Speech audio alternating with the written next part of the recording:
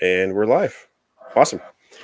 Episode 23 is Mr. Wally Kern of Supreme Gecko. I put in the Facebook post about this episode that I was excited to talk to you because you are one of the few guests I've had on where I've actually seen you at shows, and you are somewhat local to me, being a Wisconsin guy. And so I've seen your table, I've seen you interact with folks. I actually purchased a Pictus Gecko from you at the last sewer show. What? No, you didn't. Yeah. But my problem is that you probably came up, we talked for an hour and a half at the show, and 2 minutes after you left the table, it was like, okay, who is that guy?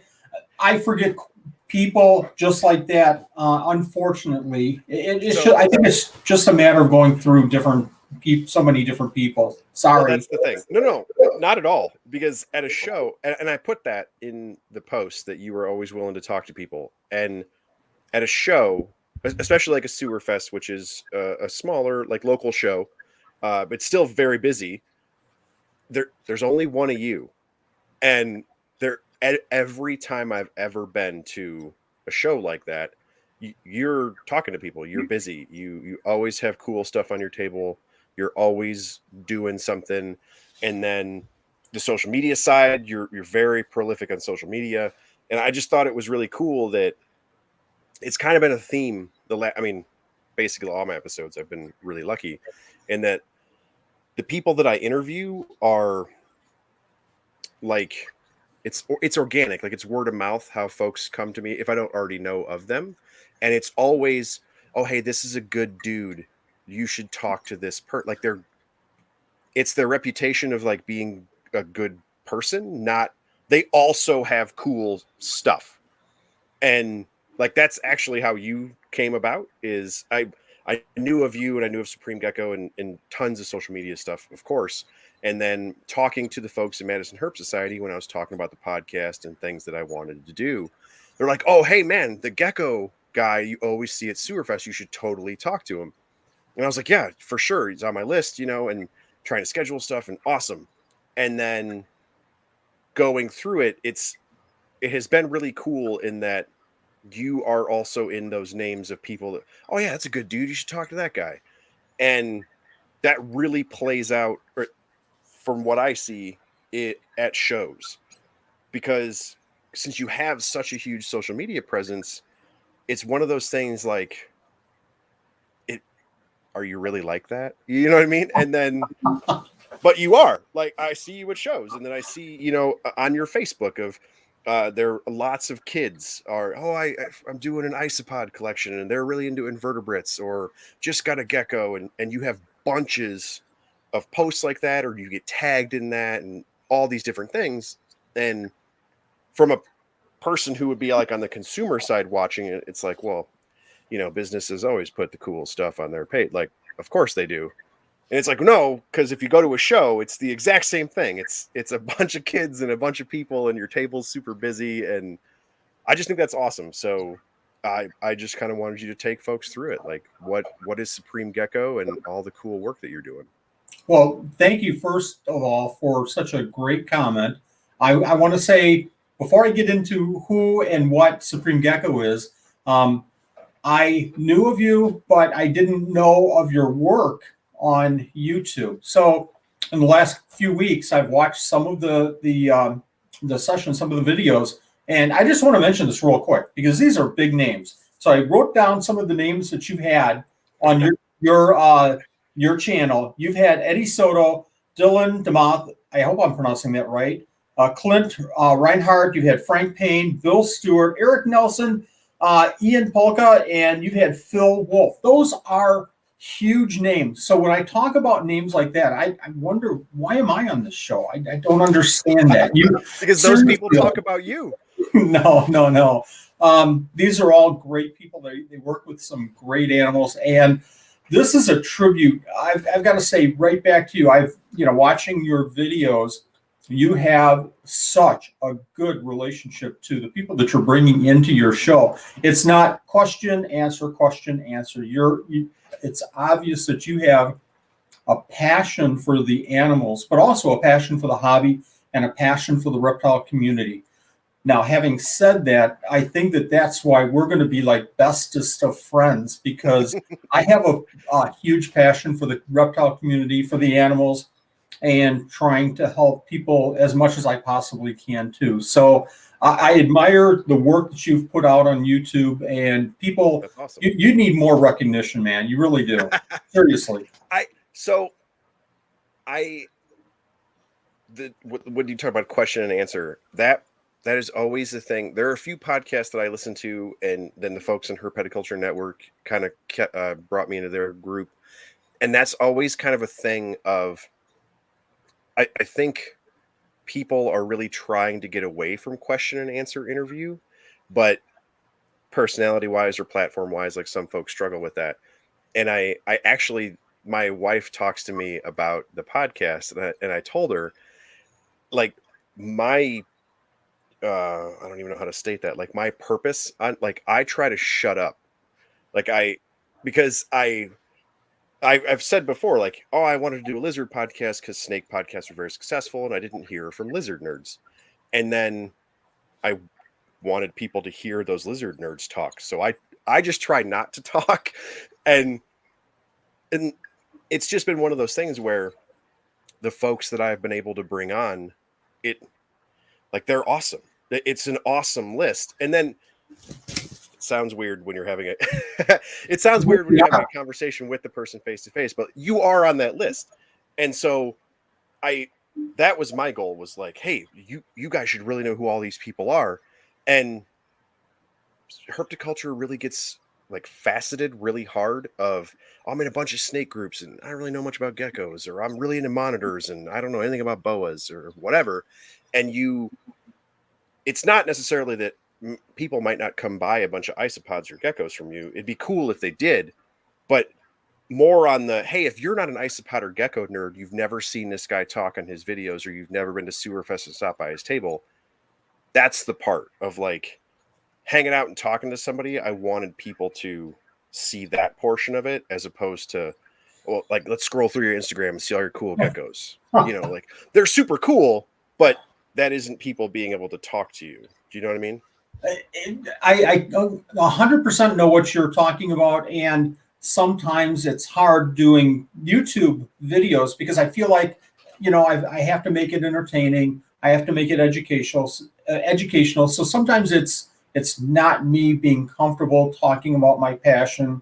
And sure, again, like the guests that you had on your show talking about their passion, watching Eric, watching Clint, they're they could talk for hours and hours about their laser focused passion about geckos. And that is so very cool. It really is. Yeah. And I think it's funny that Eric was one of the first ones in the chat said the best dude. So it's kind of funny that I don't think, and I've only talked to you a few times at shows or whatever, and you definitely are the type of guy that was, I wonder why I'm on this list. And it's like, well, because Eric's way up on that list too, and the first thing he says is, oh, best dude. And I think that's the point. Like, all the people that we mutually know, it's a bunch of gecko nerds and who are very successful at it, but then also are people you're able to have a conversation with. And I think that's how they're persistent. Like, Supreme Gecko wouldn't be as big a deal as it is if you weren't doing the shows and people weren't coming to talk to you. Like, there's bunches of channels with tons of cool lizards on their Instagram. Yeah. It's talking to a dude at a show. That's such a big deal. And you have that in spades. I appreciate that. I had a good conversation with Eric. Had to be about a month and a half ago. And I told him, and I was shocked that he was shocked. I said, you're one of the hobbyists that I look up to. And he goes, why? I only keep 2 or 3 species. I don't understand. And I said, well, you're doing things that I can't do, unfortunately. I have a basement full of geckos, and I'm trying so hard to spend as much time as I possibly can learning as much about every single one of these geckos and isopods and now tropical fish that I possibly can. Eric, you're laser focused, man. You're not just keeping a couple of geckos and saying, okay, open the door. Are they doing okay today? Yeah, here's some crickets. Close the door. and I'll see you tomorrow.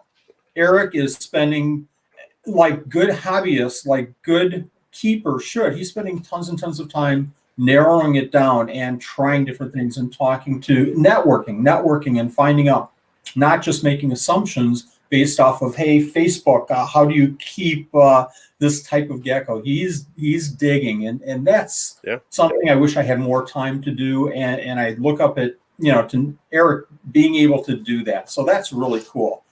I love reptile shows. I absolutely love reptile shows. I think that my problem with reptile shows is that I bring these animals and I have to actually spend time, selling them and taking some money. And luckily, Nanette, my wife, is there, and I can just talk and talk and talk. And somebody will go, "Can I buy a gecko?"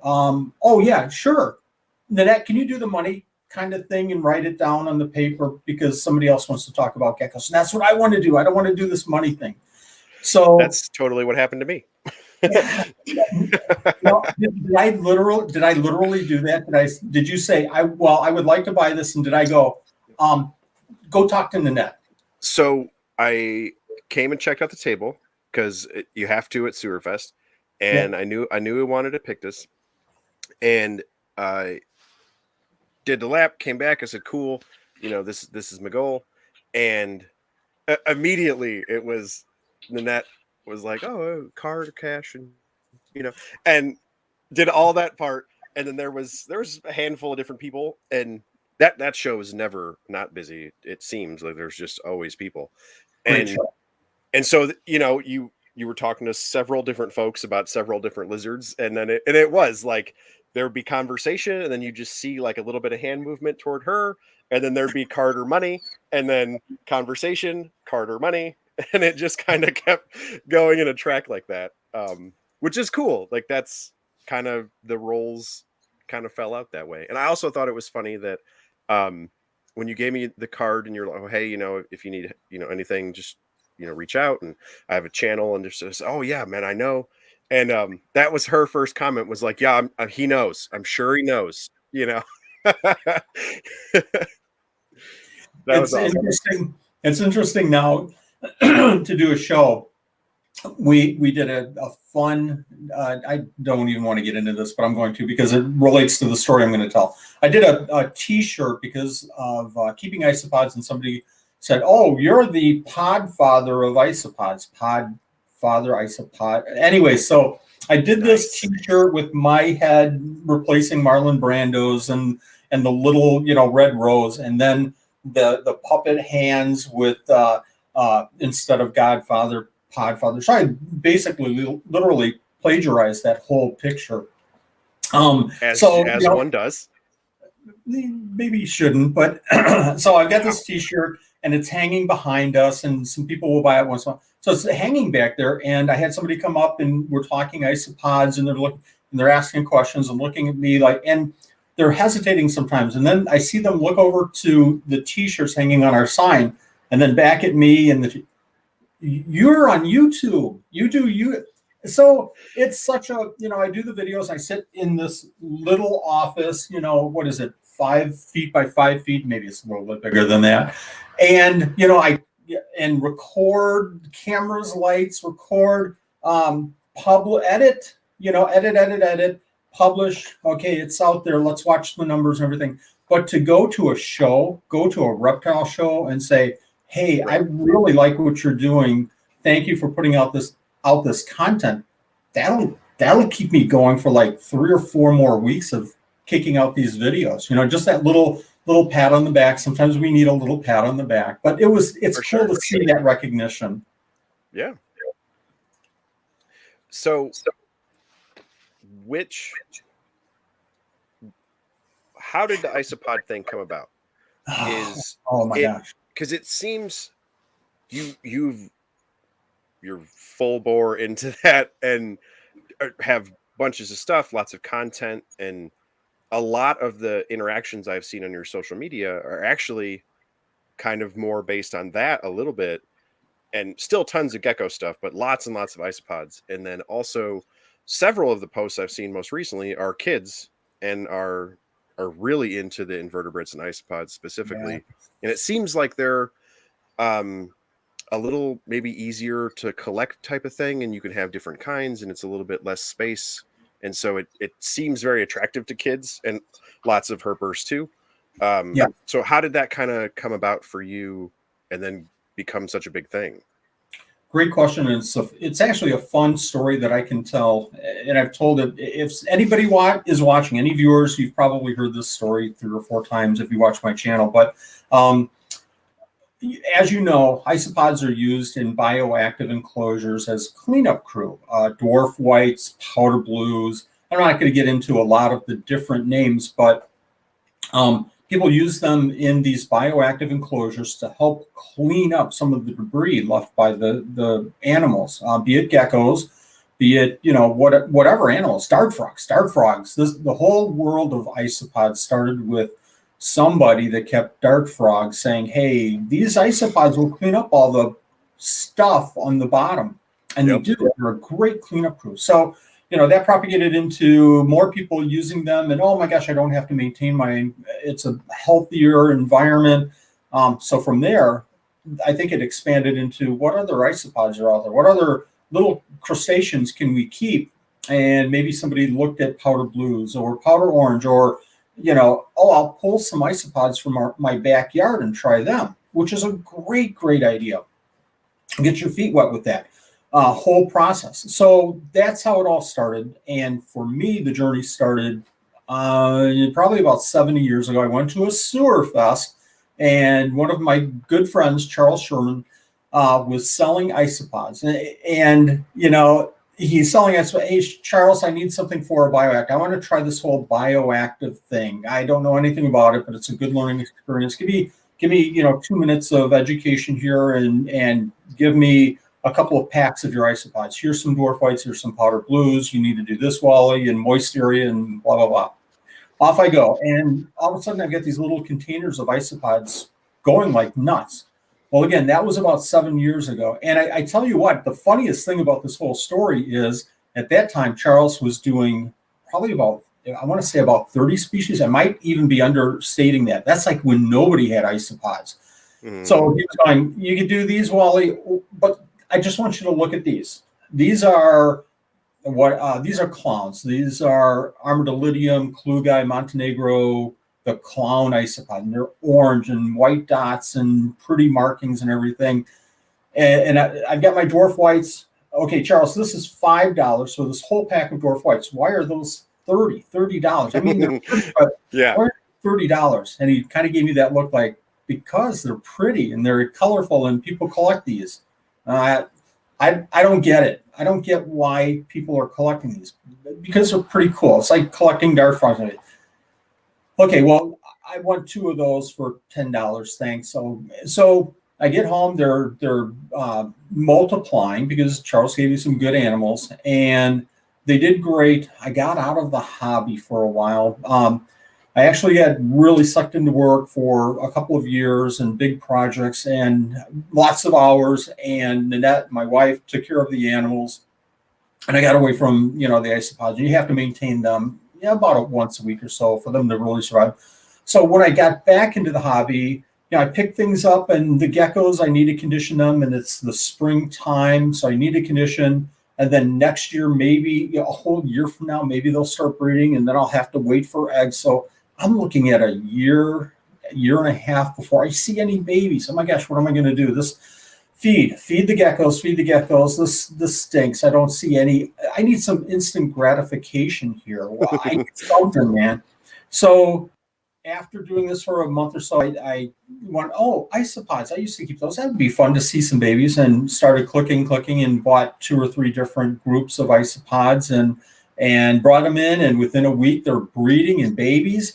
Babies. I've got babies. The geckos are really cool, but a year and a half away, but I've got babies right now.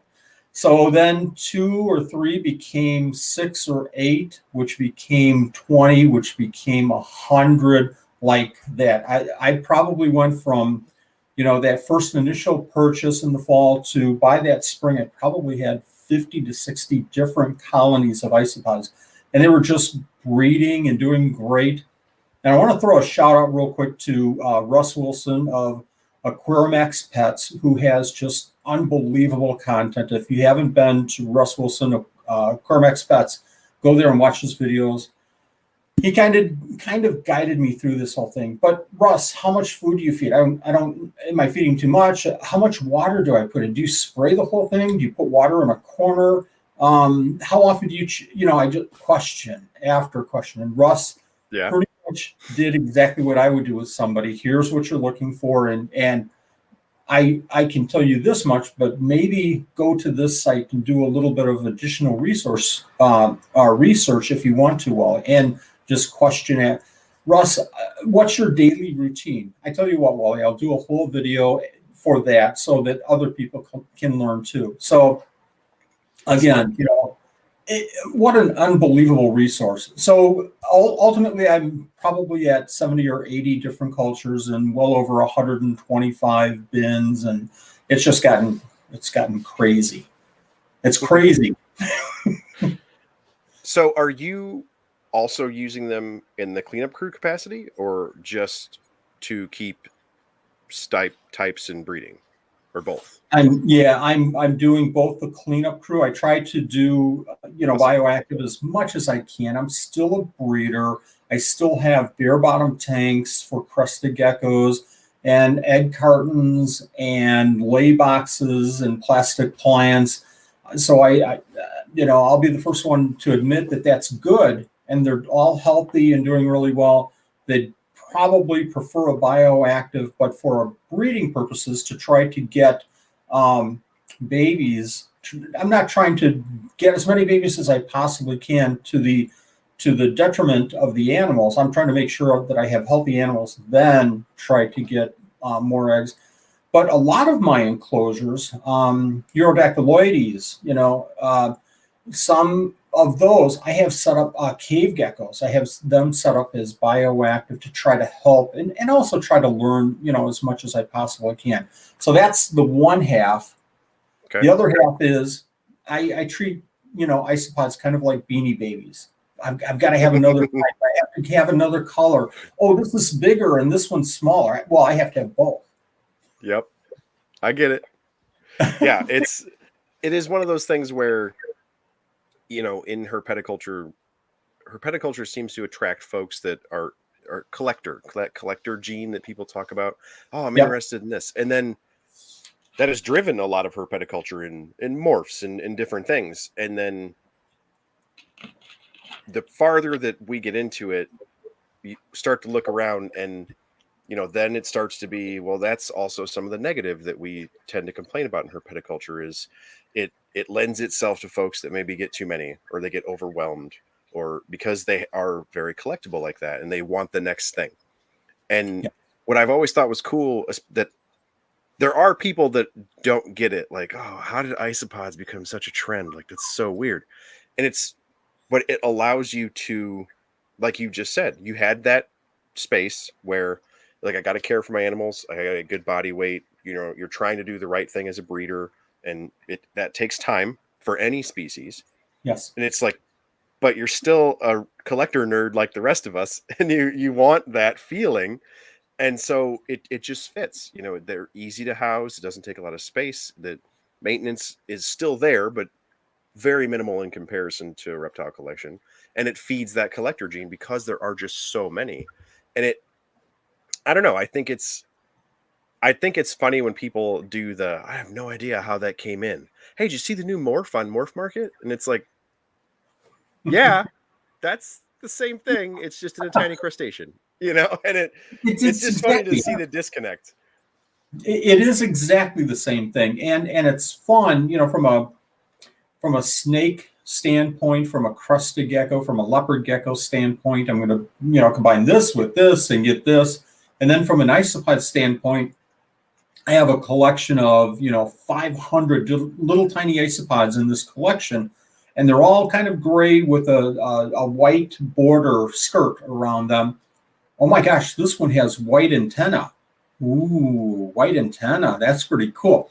Isolate, breed back, and do the same things that really leopard and crested and snake people have been doing for years and years and years. For sure. And I also think it's funny that when we were first talking, you brought up tropical fish, and I was a saltwater keeper for years prior to being a reptile person, and it it doesn't matter the hobby, it falls out the same way, right? And I was a Montipora coral nerd, not an Uh, SPS, and then everybody has their own brand of nerdery and what's important to you, and it's those little details because you had reds and oranges and yellows, and then that one had green. Well, what about a red and green one? And then you can get a yellow and green one.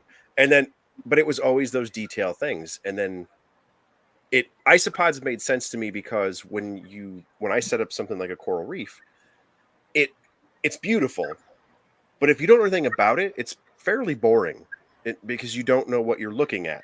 And tropical fish can be the same way. And it's like, oh, those are wonderful colors. And then keep on walking through the doctor's office. Like you don't pay attention. Whereas if you knew about cichlids and you knew who did pebbles and who did sand or Kate, which one lived, and you knew these details about them, well, then it's way more interesting, and there are things you can pick out. But are you the walk by the art personality, or are you the why is that fish doing that with the rock personality? It's the same way with something like isopods. Like, oh, those are really cool. Glad you got things that look like cows. Whatever. Or you're the person that's looking at it and going, "That's got white antenna." Like that. That's a mindset. It's two very different groups of people. it absolutely is. And again, having a YouTube channel and having I post on Instagram, I post on Facebook.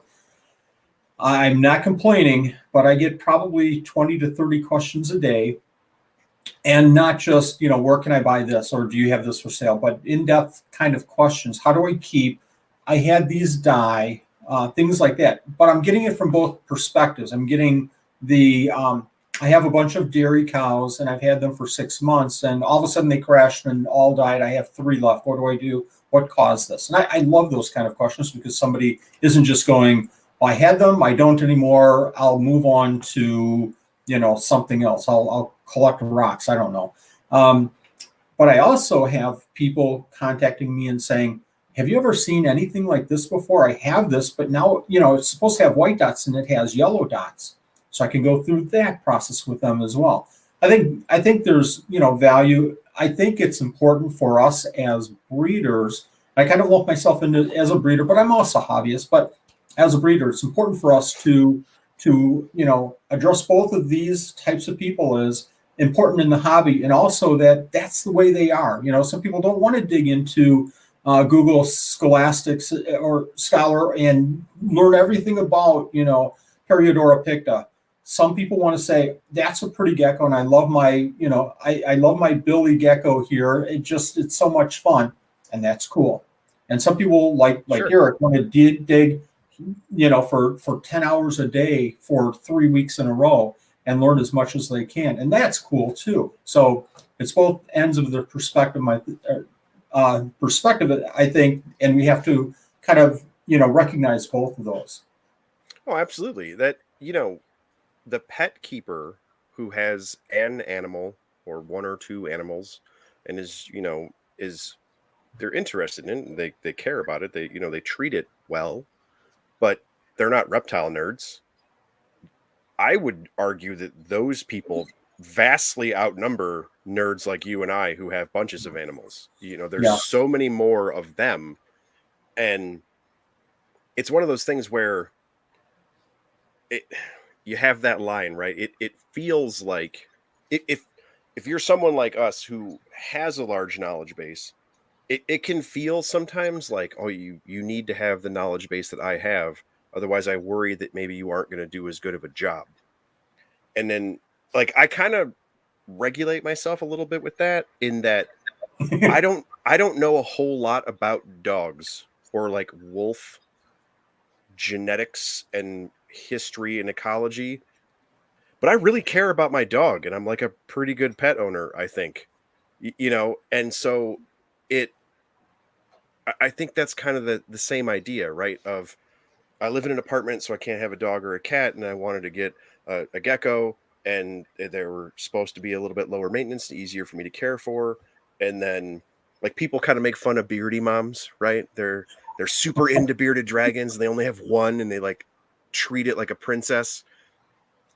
I mean, within the boundaries of care, you know, you don't want to Yes. overfeed and fatten them and things like that. But if that person has good care knowledge and good husbandry, isn't that great? Like it shouldn't that be awesome? You know, like maybe they didn't build a vivarium that looks like the Australian outback, but if if they if that lizard's like the most important thing in their social life, I mean, it's probably really well cared for. They just might not know the scientific name of bearded dragons. Like their priorities are different, you know. And there are a ton of them, as evidenced by all of us nerds on Facebook. Like, oh, did you see the last Beardy Mom Facebook group or whatever? Like, obviously there are bunches of them, you know, and there aren't as many of us who are knowing about Pagona vidiceps or you know that kind of thing. So yeah, I mean, I think both should carry weight, and especially if you're a breeder, like yeah, it would be awesome to have a massive in-depth conversation through messaging about these animals. But it's also got to be a really good feeling to know that this kid who is good enough at husbandry, but not a PhD in her pediculture, is going to give that gecko its best life. You know, that's got to be an awesome feeling from a person who's producing. Because to me, for you and seeing you at shows, I would feel like that would be the worst part of, because once it's off the table, it's in the ether, you know, and then you're kind of Wow. in limbo, you know. You nailed it with that. Absolutely. So one of my favorite things to do at a show is I have two favorite things. One is to talk in depth about the care of Periodora picta or some other animal. I have some friends that will stop by and we'll talk, you know, as long as the net will allow me to talk to one individual. We'll talk for as long as we can about an animal. And I love that. Let's talk in depth. And eventually I've got to go, you know what? We've got to chat online and I've got to get back. Sorry. The other unbelievably fulfilling thing for me to do at a show is to have a family walk by and just kind of give that look at the table, you know, mom, dad, and two kids, and they're looking, and one of the kids goes, "Oh, geckos! I saw one at school one day," and then kind of swerve in toward the table and show some interest. And then, can I hold one? And you know, COVID does all kinds of silly things to us at reptile shows and all, but you know, to actually have a kid really show interest and the eyes lighting up and everything, it's like, this is going to be cool. I can talk geckos and I can talk care and I can tell them, you know, how easy these things are to keep. But also what really gets me cranked up is to have kids stop by, start asking questions, but see mom and dad just kind of take that 2 or 3 steps backwards. Like, okay, game on. I'm going to have the kids hold the gecko, and then I'm going to embarrass mom and dad in front of them. No, I would never, ever, ever do that. I'm going to gently help mom and dad consider maybe even touching the tail or something. And I tell you, there's nothing like it. You know, selfishly, very, very selfishly, there's nothing like it for me to have the kids just back and forth with the gecko. Oh, this is so cool. And then mom or dad, and it's both. It's always both. It doesn't matter if it's mom or dad. Walk up and say, okay, I'll touch it, but I'm okay, I'll touch it. And I'm very gentle with, you don't have to, I'm going to hold it. It's not going to go anywhere. All the tail right here, just touch the tail. And to have them touch the tail and go, oh, that's not bad. That's kind of soft. Win. You know, it's like, man, that just made my whole show. So that's what really drives me at reptile shows. It's, you know, throwing the education out there and talking about the animals and talking about the care and introducing these animals to families that maybe have, you know, seen snakes or had a turtle when they were younger or something like that. But to have them touch and understand and maybe even just a little bit appreciate geckos, you know, that's what it's all about for me. Absolutely. I'm telling you, man, that's why your table's always busy, or it seems that way to me. Thank you. And it, especially at a show like Sewerfest, and I don't know, it's kind of hard to explain to folks that I think here in the Midwest people have like Tinley or nothing, and it's it's this monster, and then Sewerfest is smaller. But my thing about that is that depending on time of day and so on and so forth, like it can be equally as busy. I mean, there's Yes. a lot of interest in that part of this part of the country, in herpeticulture, and you know the you can tell. I'm not like, not to disparage other vendors, but like you can tell maybe who has the personality for sales and interaction for tables, and who just has cool stuff. You know what I mean? And because there's it's that's got to be annoying as a vendor, because there are lots of window shoppers and people, oh, that's awesome, and then don't buy it, and that's probably stressful. But tables like yours where, well, wow, there's like 3 or 4 people standing in front of this thing, and there's like this dude holding court with geckos, and it, I mean, that's clearly why, like that, it shows that it's important to you. It's also hard because we do Sewerfest, we do the Show Me Reptile Show, we do Yes. the Northern Wisconsin Reptile Expo, and that's really, really kicking off. It's an unbelievable, great show. We do Tinley. We haven't done Tinley for a couple of years now because I'm just now starting to build up. I've said this over and over again. When we do Tinley, we bring boxes of geckos and cardboard, big moving boxes of geckos. We set them down behind the table and we throw out, 10% of what we've brought. And I feel like Tinley is a cash register. I want this gecko. Here you go. Give me your money and here's your change. Thank you very much. Next. And I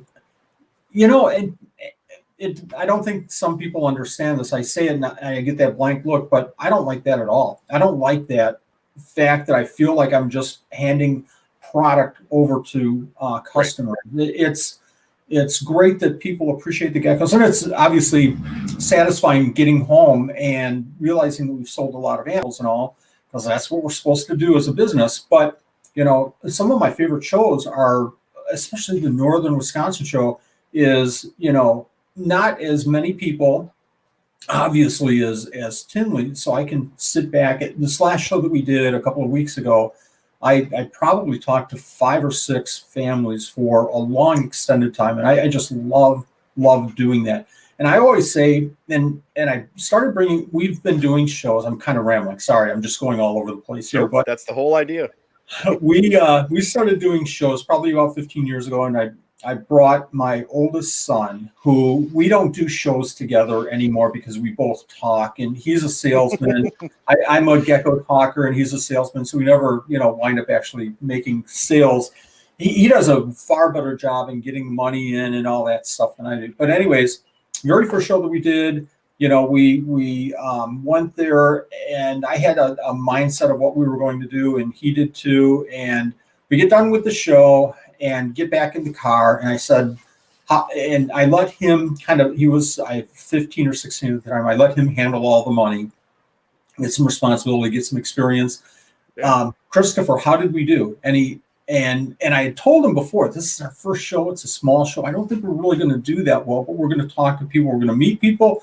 We're going to look at other tables and see what they're doing really, really good, so that we can steal their ideas, so that we can incorporate their good practices, and we're going to be ourselves, and we're going to talk geckos, and we're going to be passionate about it. That's all I want from the show. That's all I want.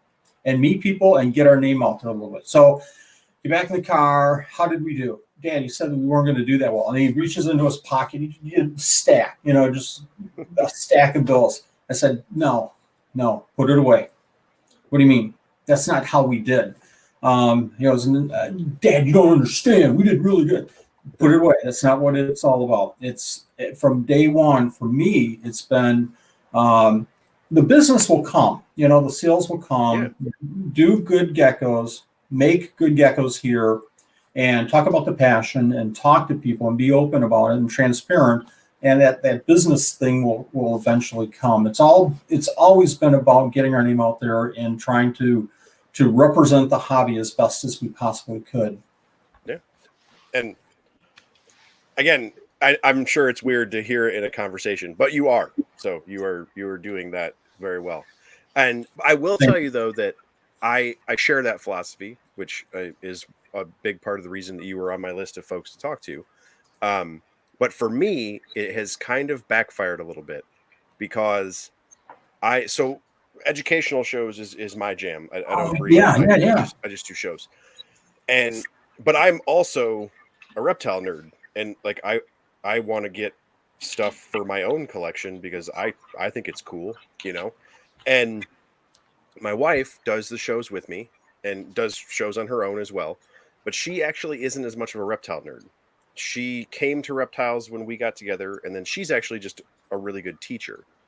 And so whenever I talk to her and I'm like, "Oh, hey, here's this cool thing or this species or whatever that I want to get," like it it bites me because she's always like, "Well, we have," because and of course it's always it's something very expensive, you know. And I always get the answer of, "Well, I mean, you could do a show with a garter snake. You know how to talk about reptiles. You're really good at that." And it's like, "Well, yeah, but I want this thing, or like I know it's expensive, but like maybe I could teach a lesson off of this python or this lizard or this whatever new cool thing I want." And she's always like, "Well, yeah, but if you're already really good at it, you don't really have to get the cool expensive thing." And it's like, man, come on. Like but I want it. I yeah, really you know, want it. and I get that, you know, I get it from your son's perspective of like, no, you don't understand. We did super good, you know, like because when you learn about business, you know, you learn like, oh, you're trying to cover costs and red and in the black and in the red and blah blah blah and all that stuff. And so for him, he looks at it and is like, yeah, you know, and then to get the wait a minute, life lesson, not business lesson, you know. And yeah, I get the same thing, but in reverse, where it's like, no, you're already good at that. You don't need the fancy thing, you know. But it sounds like a good balancing act. Oh yeah, it sounds like a good, I guess, balance between the two of you. It really does, you know. And doing educational shows is kind of just like the reptile shows. It's hard though. You know, it's hard for me too to go, I really want that because it's cool and it has different colors. And but you already have different pachydaculus and they all look kind of the same as adults, and the babies look cool.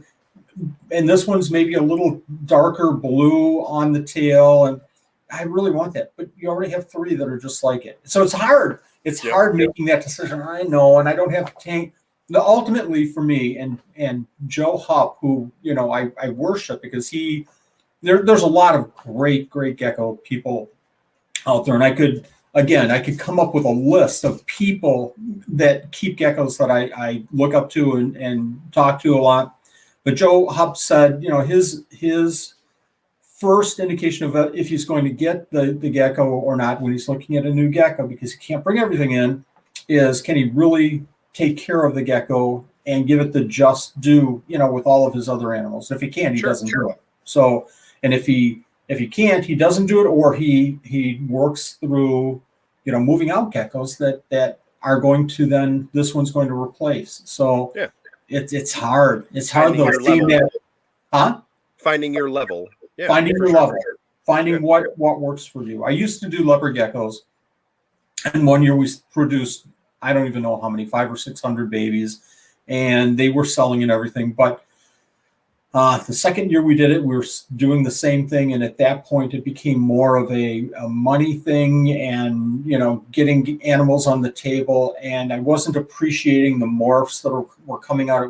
It became more work, and that very next year, you know, I stripped down our collection down to probably 10% of what I was keeping, and we did just this little number of leopard geckos that made me feel comfortable that I was still, dabbling in. I had my feet in the leopard gecko morph mark, waters, and I was still learning and understanding, but we weren't doing, the production line kind of output that we were in the years past. You have to find that level for yourself. For sure. I think it's hilarious when people bring up Joe, because so at the Gecko Symposium when they had it for an ARBC, to hear somebody like that talk where it's like, oh, what have you worked with? And he's like, oh, like 10 or 12% of the species total ever. And Ever. but like when you but it's never a big deal. You know what I mean? Like you have that and it comes up in conversation and it's like, yeah, like 10 or 12% of the known species on the planet. You're like, what, dude? Where? Who? I don't even know how, but it's always people like that. They're like, yeah. And then, I got to move some out to bring some in and we'll figure it out. You're like, yeah. Oh, okay. Like I'll take your advice. I had Joe on one of my I did an interview with Joe about a month and a half ago or so. And what turned out, it was supposed to be a Saturday morning for an hour, show. Joe, I need just probably talk an hour and I'll pull about a half hour's worth of information out. After about 45 minutes, and we had just scratched the surface of what I wanted to cover, but we were just going. I couldn't say, Joe, stop talking because I can't. You just have to let him go because I'm finding myself, unlike you, who's balancing so well and interacting with people. I'm just sitting there going, wow, right? Wow, really? So I'm finding myself being the keeper that wants to learn more and wanted him to just keep talking. So after about 45 minutes, the screen froze. Joe's screen froze. And about 3 or 4 seconds later, I get the text: "Power just went out." Power just went. Take care of your animals. We'll connect. Yeah. So he was nice enough, and there's not a nicer person in the world. He was nice enough to start the whole interview. I told him, we need to do a Saturday because I have it all planned for a Tuesday, release and everything. And, he gets back to me, hey, so you can do it Tuesday. Can we get together tomorrow? You sure you don't have anything going? That's awesome. And just jumped right in and probably talked for another 2 hours. I had to cut it all down to, I took out all of my blabbing and it dropped it back quite a bit to about an hour. So very cool. I did that interview, and then I probably took another 2 or 3 hours listening to the whole thing and editing and pulling out, my mispronunciation of gecko names and everything. Got it down to an hour, and then I've listened to it probably 3 or 4 times after that, and I have pages of notes from that presentation. Joe is just so willing to share information and just fire tips. And again, I hate to repeat myself, but I found myself going, oh, wow, let me write that down. I'm doing it. I'm doing a recording, but I'm writing stuff down like, oh my gosh, I can't not get that information. It was phenomenal. Yeah. I get it. So you just a couple minutes ago were saying something about the Picta gecko. And so when I think of your table and or seeing you at shows, that's what I think of. And then a lot of folks think of you on the crested gecko side of thing. And then at one point you, of course, were producing lots of leopard geckos. And so how did that kind of evolve? Is it just kind of where your interest takes you and then you enjoy these species and so here's what we're going to do? And then do you see that where is the market kind of keeping up with what you like, or are you bringing what you like to market and trying to just change everybody's mind? Because I see the Picta gecko and I love those. They're super cool, and I see them becoming much more popular, and lots of people are talking about them now. And crested geckos and leopards and things feel a little saturated in the market, and it's starting to become more important of the quality you put in, as opposed to, like you were saying before, where you put out a bunch of leopards, you didn't really feel it, you cut that back, and then you put out what you wanted to put out specifically. And it seems like their markets are kind of at that point where production isn't going to fly. In order Yes. to be a viable vendor, now you have to start to narrow down and be serious about it and put out the quality you want to put out. Whereas, Urodactylus and Picta and things like that are so new, I guess, or such a small market share Yes. to where like there aren't even enough people that just produce them.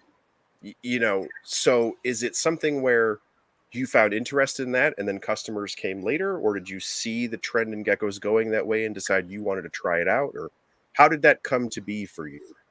It's a little bit of both. And so at reptile shows, I try to be the businessman second, but the enthusiast first. I've always thought, if I have the passion, I want to share that passion, and the sales will come at reptile shows. Here in the facility, I'll break it into two different pieces. One is me at the computer going, oh, wow, look, and doing research and finding animals and really, writing notes down and, oh, I want to get that, I want to get that, I want to get that. And then I walk down to the facility. So my office is the second, floor of the house, and then the facility is in the basement, which is a great place to moderate temperatures and everything. But anyways, I get down in the facility and I actually do the work, and it's like, I can't do any more geckos. What am I thinking? What was I thinking 5 minutes ago? You can't bring more geckos in.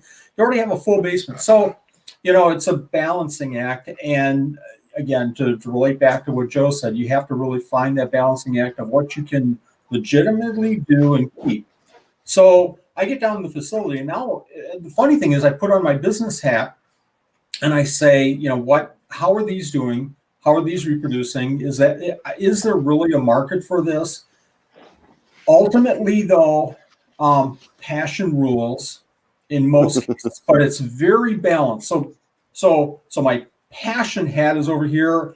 My little devil of passion sits over here. Get it? You want it? You go get it. You like that? Wally, go get it.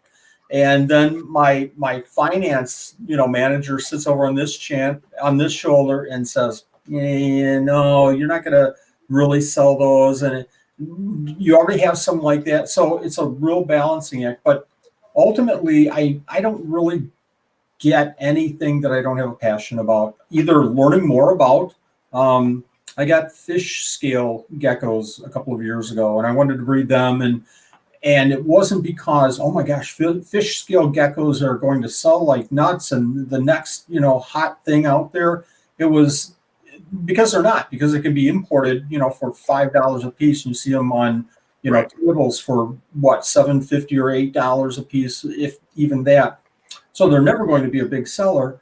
I got those in because I wanted to learn more about them and get some appreciation for the animals, because I'd never had them and I really wanted to find out about them. So there's a lot of animals like that. Flying geckos.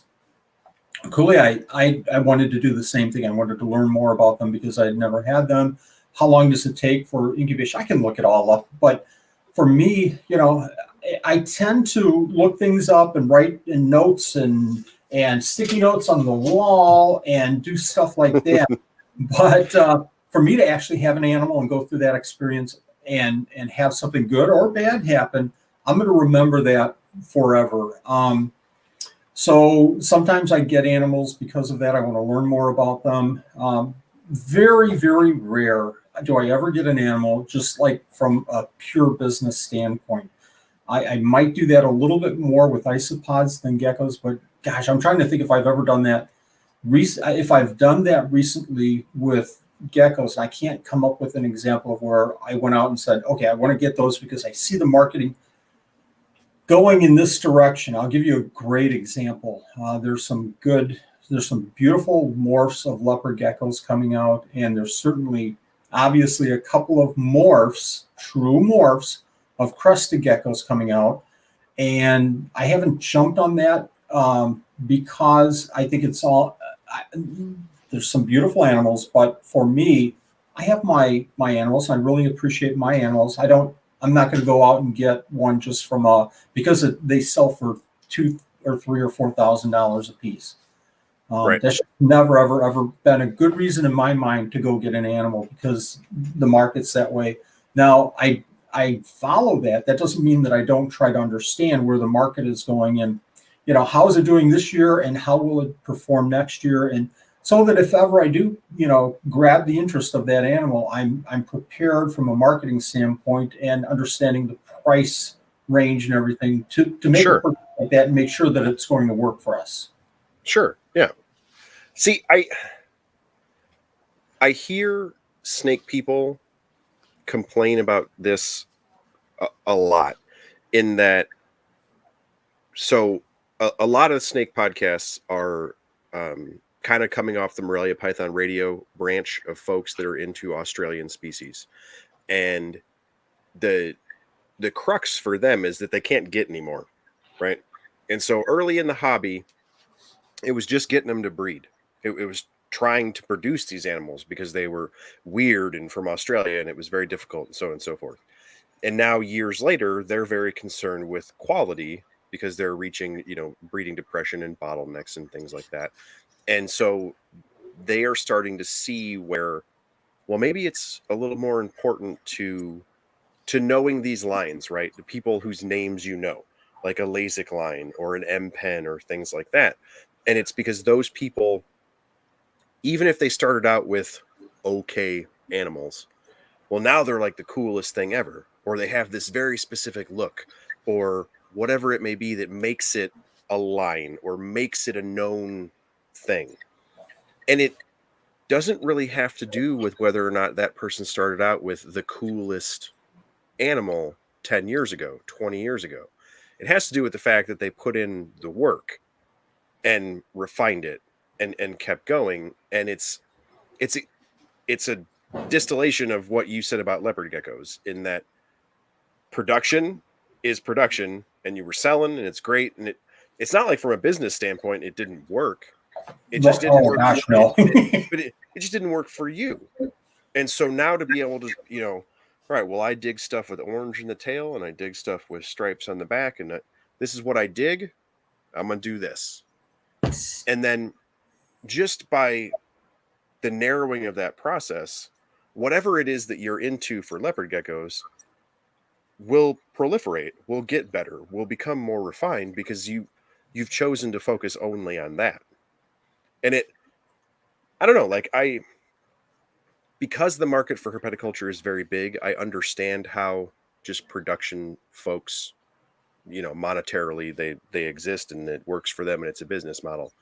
But it's always been weird to me that like the business model that you just described is still considered like rare or like maybe a different way of thinking or a different viewpoint. That just never made any sense to me, because it'll take maybe a little longer, or it's almost like art. Maybe it'll take longer for the market to realize it. Yep. But a person using your method will end up with better stuff. In the long run. And there's, you know what I mean? Yes, I tell you what, there's been many, many times where I've made a call on a great example, just a great example. Years and years ago, several close friends, I'm doing cresteds, and I'm kind of known for the red cresteds and all, but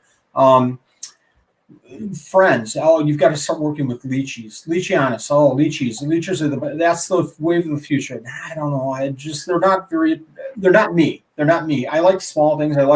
If I were to get into anything different from if I had the time to get into something different, I'd probably do dart frogs because they're small and you can keep a bunch of them in small things. Lychees were not an attractive option to me for many, many, many, many years. My son even, pushed me toward lychees. You need, Dad, look at the market. $2,000, Dad. Come on, get smart about this. And it just never hit me. But, eventually you start seeing this over and over, and the market isn't swaying whatsoever. In fact, it's going up in localities and, specific colors. And if you have the paperwork and lineage and everything, name your price. I don't care. How much do you want? The whole meme, take my money.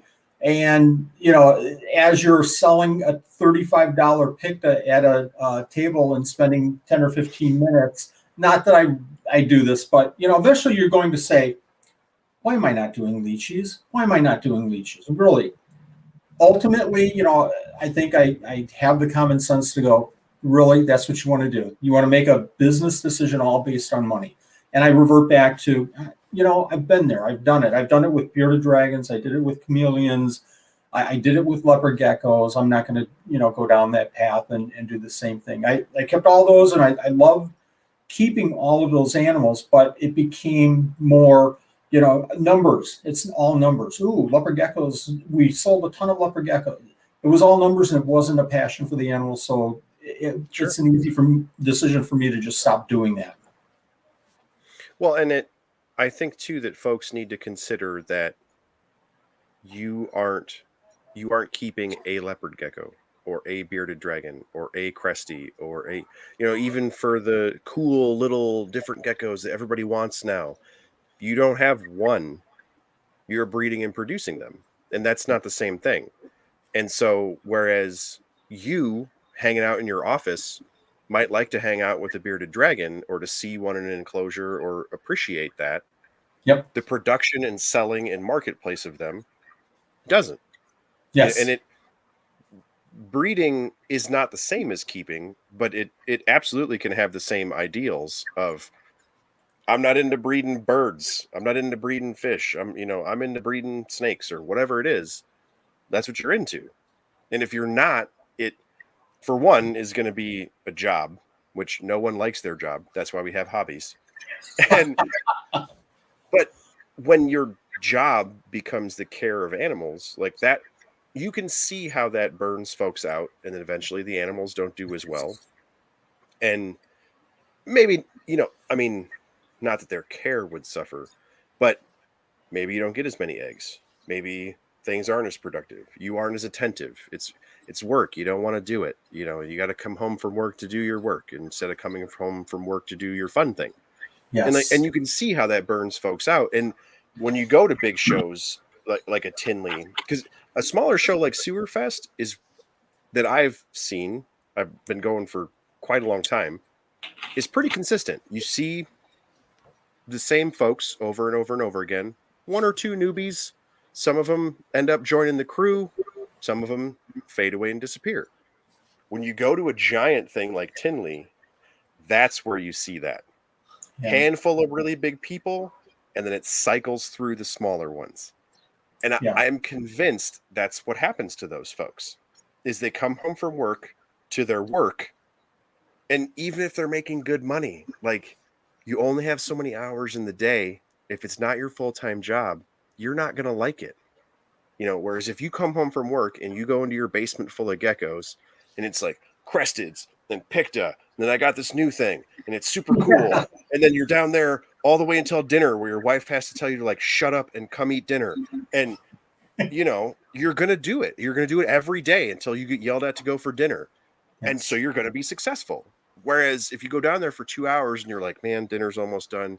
God, I hate these bearded dragons. And you're just watering and cricketing. Like, that sucks. And eventually that's going to get to you and your production is going to show in that, And if you keep maintaining it, if you keep doing it, it's going to impact all your other animals. It's going to impact your enjoyment of the hobby. It's going to impact your life. It absolutely will. It's going to be, I work all day and then I come home and now I've got to work again. So the hard thing for me is, I say this over and over again, the day that I come downstairs and I open an incubator and I open a deli cup and there's a baby in there and I'm not like freaking out, excited, jumping for joy, crying, oh my gosh, another baby. The day that I'm not excited about seeing a baby gecko or lifting up a piece of cork bark and seeing baby isopods, the day that stops being interesting and fun is the day that I start saying, okay, time to start limiting this and dropping way, way, way down, because it's always fun. Now, the hard part is, like I was saying, is then to see some other keepers. I know I could probably, and this is hard. I tell you what, Bill, this is really super hard. There's some keepers that I know right now that are keeping hundreds of animals and they're doing really good with sales and everything. But I see posts. I couldn't do this because I had to take care of the animals. You don't have to do anything. You get to. It should be your joy and pleasure to do that. I see it. I have to do this. I couldn't do this because I had to do. That's hard to see. Yep. I get it. Because, like you said, now it's just a matter of time. It's just a matter of time until you go, oh, this isn't fun anymore, and I've got to move on to something else. Yeah. Well, and that's so. I'm wearing my Snake and Snake shirt, but in their in their Facebook group, they had a guy who started a thread, and he said that he would like to start a thread of pictures for reptile rooms. And so people took pictures and posted or whatever. And in my group of friends, it's always kind of funny or like a joke. People make fun of me when that happens, because I have a separate building where we do the educational shows, but it's set up kind of like a petting zoo. And so it houses our collection for when we travel for shows, but it also is, folks can go there and do it or whatever. And so I don't have a reptile room. I have a facility. And so when you were talking about, seeing people make posts and realizing where they're at and that they're hitting that burnout or what have you, people in my non-reptile life who think this is all weird, always do that. Like, oh, so how many animals do you guys have? And I'm like, like a couple hundred or whatever, a lot. And you always get that, like, oh, well, how do you have the time or how do you whatever? And especially for my wife, she always, not always, but quite often will answer for me. And my family does it too. Like my parents still, they're like, oh, that's what he does. And people are like, what? I'm like, yeah, that's what I do. Like if I'm not at home or, I do stuff with the kids or go to their games and family life, that's where I go. Water stuff and clean stuff and, or, the million things that we all do as part-time zookeepers who don't get paid. That's what I do. And I think that's the crux of it, right? Like you see those folks who are in the breeding and production and, oh, I had to go do this, or, I missed that to go do this or what have you. Like, I'm not missing anything. Like I go to my kids' stuff and that's the most important thing to me. And if I'm not doing stuff with my family, that's what I'm doing. So like there's no, oh, I missed the opening of the movie because I had to clean geckos or whatever. Like, oh man, if I wanted to go to the opening of the movie, I'd have gone. What I wanted to do was go clean tortoises. So that's what I did. Like, because that's what I do. And that's the where we were talking the way it started this about, pet keepers versus reptile nerds. And, that's the line of if you have one and it, you do its maintenance, and I feed my dog and make sure he has water and throw the football and all that kind of stuff. Yeah. He's part of the family. Yep. But, beyond that, he takes up space on my couch and kicks my son out of his bed quite a lot, and that's not what I do. He's just part of my family, and he's your pet. Cool. And that's wonderful. Millions of people have that relationship with animals, and that's great. When you're a reptile nerd, this is what you do, and I don't know, that's the difference. And it comes out in folks like you, though, when you tell that story of reptiles is what you do. I see you at shows, you're on social media, it's a huge part of your life. And then a portion of it became, I'm the guy that scoops up leopard gecko crap, and I don't want to be that guy, and you recognize that and pivoted and got it. These are the morphs I like, and these are I want to produce this, and so it's still a huge part of your life, but in the way that you want it to be. Yes, absolutely. And I want to first say hi to Cassandra Pope. Hi, Cassandra. I will also want to recognize what Eric just said. That was me. It got to feeling like a job, and I freaked out and ran the other direction. We've all been there. I was there with leopard geckos. What the heck am I doing keeping, 100 different breeding groups and trying to get all the different morphs. And the key is, like Eric is saying, if you can recognize that, and if you can make the adjustment instead of doing it today and tomorrow and the next day and so on and so forth, until you just say, oh, I can't go downstairs today because I don't want to. And then the day after that, you say, well, I want to play, a video game, or I want to watch the Godfather movie on TV. And that becomes 2 or 3 or 4 days. That's a problem. But if you can recognize, Right. the sooner the better, and say, time to make a change. Yeah. And I think that that's a little bit on folks like us who've been in the hobby for a long time, in that we're very hard on people who get an animal, and stereotypically they probably didn't do enough research, but that's kind of how things happen. They get this animal and say, this isn't for me, for whatever their reason may be. Yep. And if they're a new person and it's their first or second, or they're just figuring out reptiles, and then they come into a social media group and say, hey, I got a desert thing, it doesn't really jive with my house, or I got something that needs high humidity and it just isn't working for me, it's not what I wanted, because they are a pet keeper and they wanted something that was easier and low maintenance but unique, and it's not fitting what they wanted. A lot of reptile social media is pretty hardcore on those people. Yep. You should have done your research, and you kind of shame them a little bit.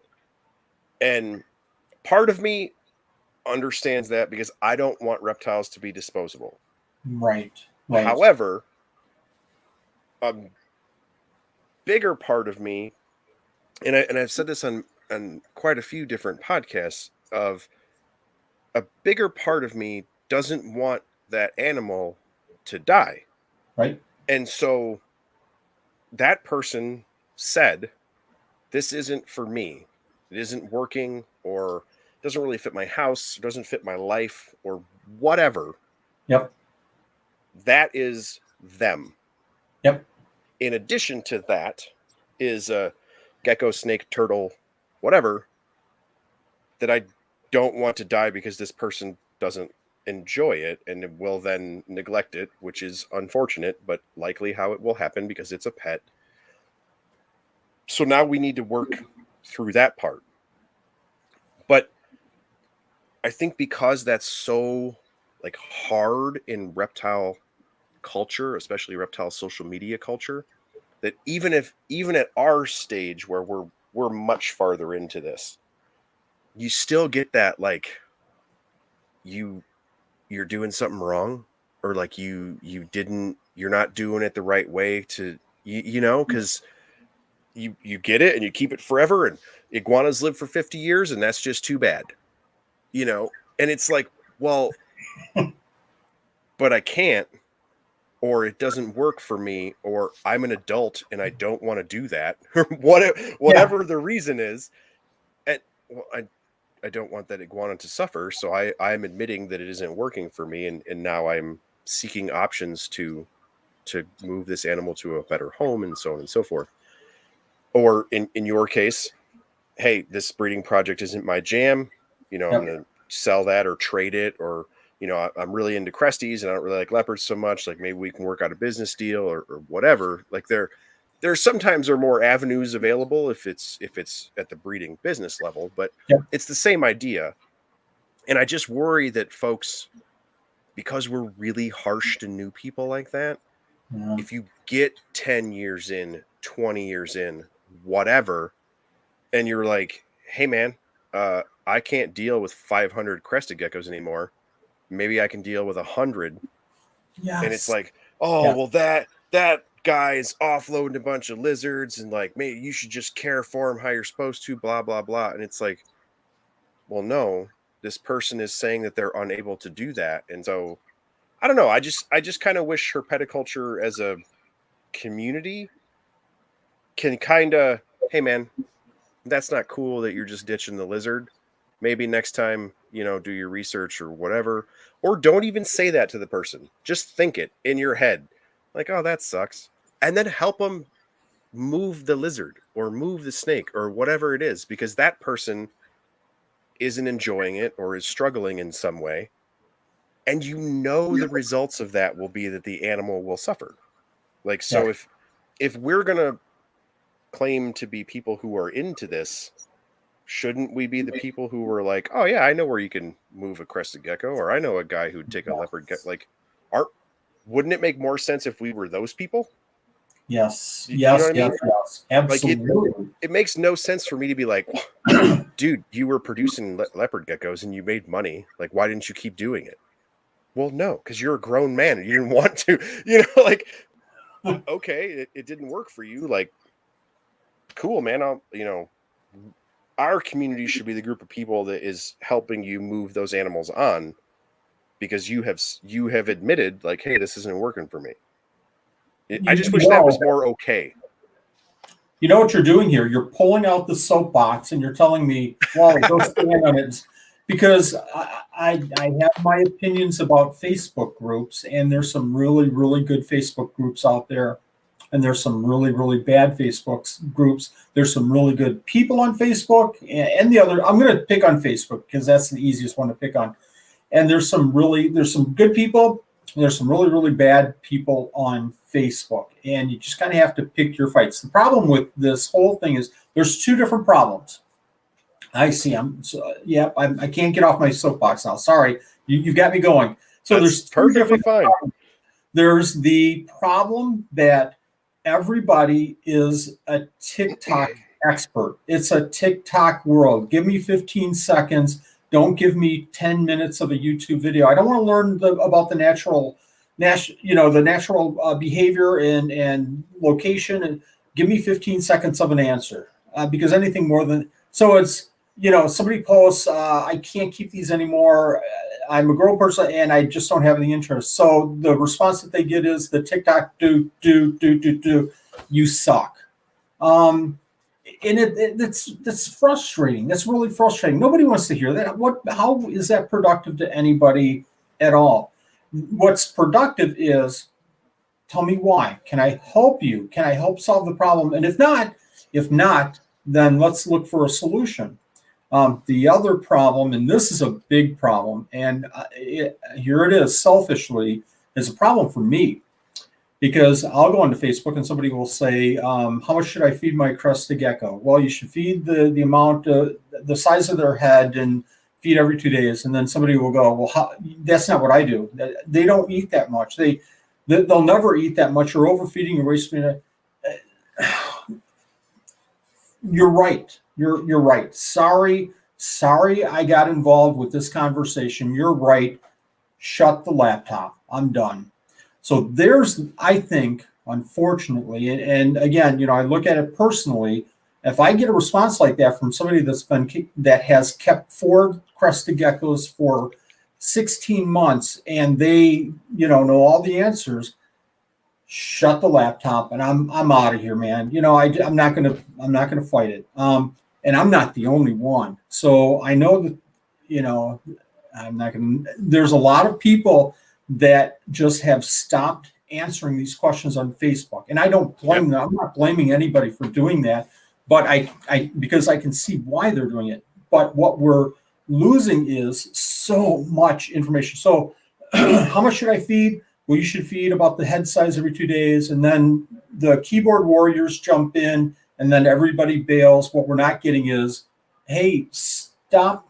That's not right. You've only kept for a couple of years and you only have a few. Look at this person, and I'm not trying to get justification for everything that I post on Facebook, but I think we need to form some communities that can say, hey, Joe or Bill or Tom just posted it and they got ripped. And because somebody feels different, I'm going to come back and I've got their back.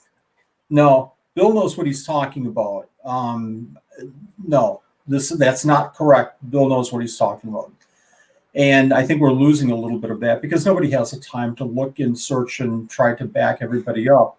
So I think we're losing a lot of great knowledge and experience out there, and especially on Facebook. And now, again, we get back to that narrow, here's how I do it and here's how you should do it. And that's the answer. Yes. And so social media as a whole lends itself to that, which is unfortunate. It does. I am notorious in my friend group, and especially with my wife. I'm my wife's personal Google. She asks me why about stuff all the time. And I'm the guy who's like, you have all of the knowledge of human history in your pocket, and you use it to argue with strangers on the internet and to look at memes. You could Google lots of things. And I'm that guy. I'm like, dude, look it up. But it so twofold. One is you're absolutely right in that a lot of very knowledgeable people are shying away from social media or are only posting on their pages, and they share their information and they just share it and they don't really discuss it, and you kind of have to find them or know them or maybe have seen them at a show in Right. order to have these discussions. Yes. Part of me is kind of okay with that. I hate that the huge chunk of the public is losing access to that information. But I really like that if you are serious about it and you have a pointed particular question, or you're struggling with something, not a care sheet type of thing, you're just struggling in some way, or you Yep. have made the effort to go to a show or go to an event or go to the Gecko Symposium at NARBC and talk to these folks. Almost all of them are still very accessible to talk to, just not in that platform because of the nature of Facebook arguments and YouTube comment arguments and things like that. They're avoiding it for their own mental health is what most folks are doing, because it's just stressful, which I totally understand. So it's a weird thing where, like, you really need to, each individual person, like, you need to distill down how you, or I think you need to distill down how you get your social media. Like, social Yep. media is a fire hydrant, right? It And is. you need like 3 glasses of water. And so, like, you really have to work it down to, these are your interests, these are who has done well at that, these are the avenues you can find information on that, and really kind of stick to your lane. Yep. Otherwise, man, you just get bogged down so badly in the minutia of what it is to be in modern social media. Yes. The I reason I think all of that is such a problem is that reptiles are so hard to kill, yeah. because you can treat reptiles so badly for so long before they finally succumb to it, because Yes. most of them are prey. And so prey animals hide that stuff to the very end, because the weak and sick ones get picked off. So you don't want to look bad. You do everything you can to look good. And then they just crater at the end. Yes. So that kind of cool aspect of reptiles, that's really impressive, unfortunately feeds into the nastiness of human beings on social media, because you can be wrong for a real long time, Yeah. and then, for one thing, no one will ever post it that they were wrong and that like 7 of their animals passed away. That doesn't happen. But because of the thought, the I don't know, like the time of concentration for folks on social media, they only Right. pay attention to you for a little bit. And so you said something crazy and it was wrong. Well, then it took like 8 months for that animal to finally die. It's not like they can go back on Facebook and find you to yell at you because you gave them the wrong information. You're gone. And Yeah. now they probably are too. And the wheel keeps cranking. And Yes. so our chosen group of animals lends itself to that kind of misinformation, because you could, especially turtles and tortoises and longer lived animals, you can keep them in terrible ways for decades. And all the pyramiding on tortoises and crazy poor care for beaks of box turtles and things that are like historically everyone knows, you could do that for my adult lifespan and be wrong. And so you're not going to accomplish that on Twitter and TikTok. It's made to be transient, Yeah. and these animals are not. So it's like the perfect storm of bad stuff, you know. And that is why I like people like you putting out the content you're putting out, is at least the way that we see it right now. That's on YouTube or on whatever platform you use pretty much forever. And so for those people who Yeah. are serious enough to seek it out, it's always available. And then you couple that with folks like yourself that if you go to a show, or like you actually are personably accessible to speak to, which is pretty rare in the modern day and age with everybody texting and using social media. It makes a huge difference in that we are in that perfect circle of creatures that can take a beating, bad information, and that part really sucks. But then when you get to the good part, it's really awesome. And I don't know, like Yeah. Yeah.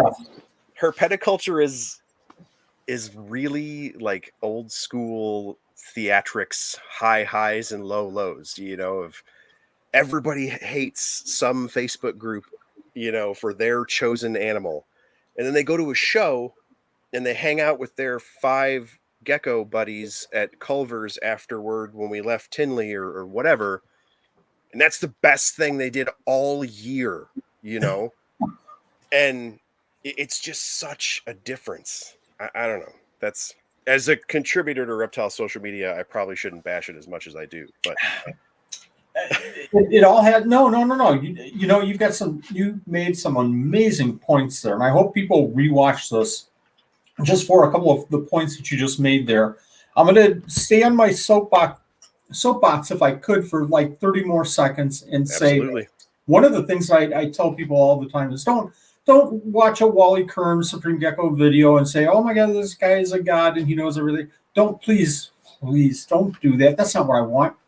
I want to be one of your sources, though. I want to be one of your 3 people that you trust enough at least to listen to an opinion, and then take that opinion and compare it to 2 other sources, 2 other people, 2 other good breeders, 2 other people that you trust, and make your own call. And when you make your own call, when you come up with the decision of this is how I want to proceed with care or doing this or doing that, go back to Google Scholar and look up, you know, the natural history of the animal, their location, how much sun they get during, you know, how much wind is, you know, flowing. Is it next to the coast or is it in, you know, things like that. Accumulate your information, especially with these rarer geckos, especially with rare snakes, especially with animals that we're maybe, you know, not going to see imported much longer. Come up with those kind of pieces, put the puzzle together, but then in your mind, come up with the thing that makes sense to you. I think the problem is, unfortunately, you know, everybody's like me. When I still do it. I still do it. But especially when I started out, I was like Chris Farley in SNL when he interviewed Paul McCartney. You know the time that you bred those geckos? That was cool. That was And awesome. then I know that was awesome. Yeah. And then not know what else. Joe Hupp, you do good with geckos. And then not know what else. Just walk up to somebody. Please walk up to me at a show and say, hey, I've got a question about a period or a pick. It seems like it's eating, but not enough. I don't think it's so that I can walk through the process with you. Well, what are you feeding it? What are your temperatures to help you make sure that you're keeping that animal as best as you can? I think Facebook is a great place because you can find everything that you want to find on Facebook. I think it's a terrible place because you can find whatever information that you want to find, like keeping leopard geckos over sand is good, it's bad. There's all kinds of stuff out there. Find 3 people and then say, what do you think about this? Well, and I think there is definitely with new folks a hesitancy to come up to a person like you at a show and ask you a question that maybe, because like, so in the back of their head they're probably thinking, I'm sure this is simple, or it's something simple I'm missing, or it's a stupid question or whatever, and you've bred a million geckos, and now I'm going to ask you this dumb question or what have you. And I totally get that, because I have felt that a million times, because Me too. I keep a huge variety of species, and so I talk to all sorts of different people, and and as I've progressed in the hobby, or how I view it, I keep weirder and rarer stuff, and so there's less and less people that I can ask, because there aren't as many people that keep what I keep, and so you've only got like 4 or 5 people you can talk to, and you keep asking them the same questions, and you're like that annoying guy, right? And you don't want to be the annoying guy. But what I think people are missing is, if I have one picta in my house, and that's my pet gecko, and I know that you know everything about picta, right? If Even if my question is simple, if that person can just get over it to ask you, the answer might be equally as simple. They just don't know, because they've only got one. You know what I mean? Where it's like, oh, I keep it on my dining room table with my family of 6 and our 3 dogs, and I never really see it, and it won't eat, and blah blah blah, and it's starting to lose weight. And now they're like, oh, it's got a health issue and all these other things. And they go up to a guy like Wally, and he's like, well, put it in a room where nobody can see it. It's scared. Yes, yes. Done. Done. It usually is, especially for captive bred animals, captive born and bred animals, not imports. Imports are weird and have health stuff, but like the vast majority of the time, when if I bought a gecko from you, if I had an issue, it would almost always be keeper error, or I was doing something weird, or it was a weird spot in my house. I didn't realize my air conditioner vent was here, or Yes. I live in Yes. Arizona and it's dry. Yes. Whatever. Yes. It's more likely to be a simple answer, where if that person who is new, or even not new people, I'm not new. I've been in for 30 years and I still ask people weird questions. Most of the answers that I get, even for somebody like me, they're like, do you have it toward the ceiling or toward the floor? Heat rises. And I'm like, oh my God. Okay. Like it's always something like that, to where I don't keep 500 crested geckos. I have 3. So it just didn't occur to me, or turtles or whatever, so that when I go talk to the person who has all of this experience, it maybe a little bit is kind of annoying to hear the 70th question in a row, but it's probably really easy for a person of your experience level to answer.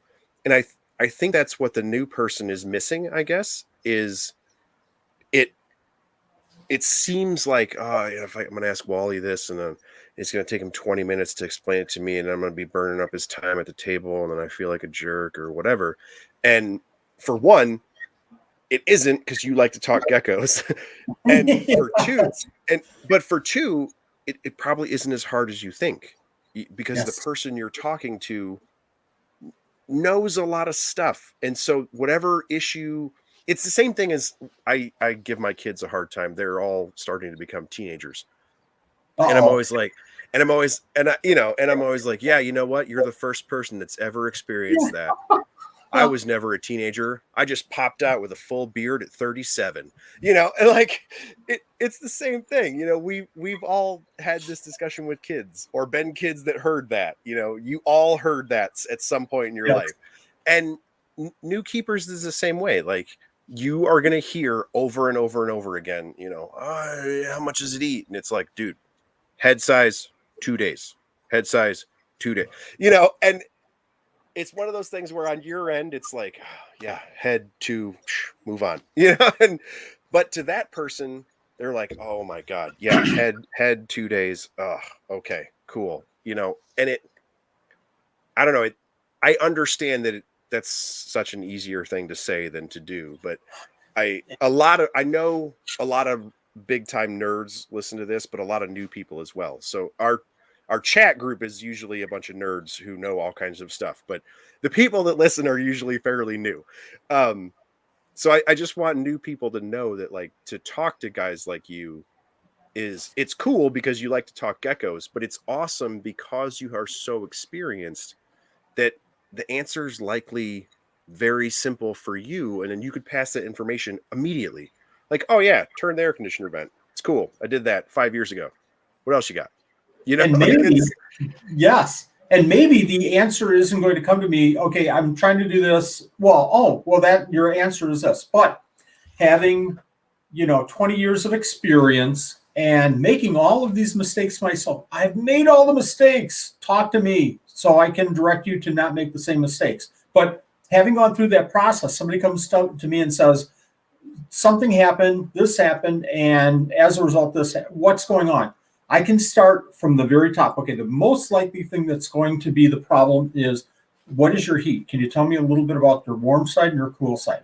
Okay, that's eliminated. Now, let's talk about how many times do you miss, how often, and I can work the process all the way down, covering the most likely all the way down to, do you have multiple animals in the tank? Could it be, so in my mind, I'm working, and this is a little bit of me from my business. I was a project manager. So, naturally, my wife talks, making dinner. Well, Nanette, do you have 14 potatoes and three? Because you're going to, so I've got Excel spreadsheets in my mind all the time, and I'm always working these. And I think I've had that same argument in the kitchen. So, come to me and ask me the question. So, because I can kind of work that process down and come up with an answer. I think that maybe sometimes I'm going to talk to the nerds and the newbies about this real quick. I think that sometimes the nerds don't want to ask questions because they might be embarrassed with the answer. And I'm going to tell a story real quick. I used to keep tropical fish, and I was very fortunate to be the president of the Milwaukee Aquarium Society. So I arranged the people that would come and give talks. So I was like getting the people that I really wanted to come in and give talks so that I can learn. And it worked out really good. Well, we had this person come in, spent the night at our house, dinner and everything. Okay, let's go down, Wally, let's go down and see your fish. And I had, lots and lots of fish tanks. Walking around, and I'm kind of explaining, and she's a catfish person. She generalist, just unbelievable knowledge, but really, really a catfish. Walking around all the tanks, I come to a tank, and these are my Australian rainbows, beautiful big fish, and I've got the spawning mops, like a plant with roots going on, and I've got some Coreodorus, little catfish, albino catfish in there, and I'm saying, this tank's doing really well, and I'm getting eggs once in a while, but not as many as I really was hoping to get out of this tank. I don't know why. And Jeannie looked at me and she said, well, your catfish look real healthy. Yeah, they do. Thank you very much. The Coreodorus look really good. They're nice and plump. Yeah, they're really plump because they're getting a lot of food, Wally. Yeah, I'm feeding a lot. Thank you. Thank you very much. Thanks for noticing. I'm doing a really good job. Wally, they're eating the eggs. They're eating the rainbow eggs. Oh, yeah, you're shoot. So, there's that embarrassment, but I think as nerdy people, I think we've got to get over that, and we have to look at the care, first, other than, For sure.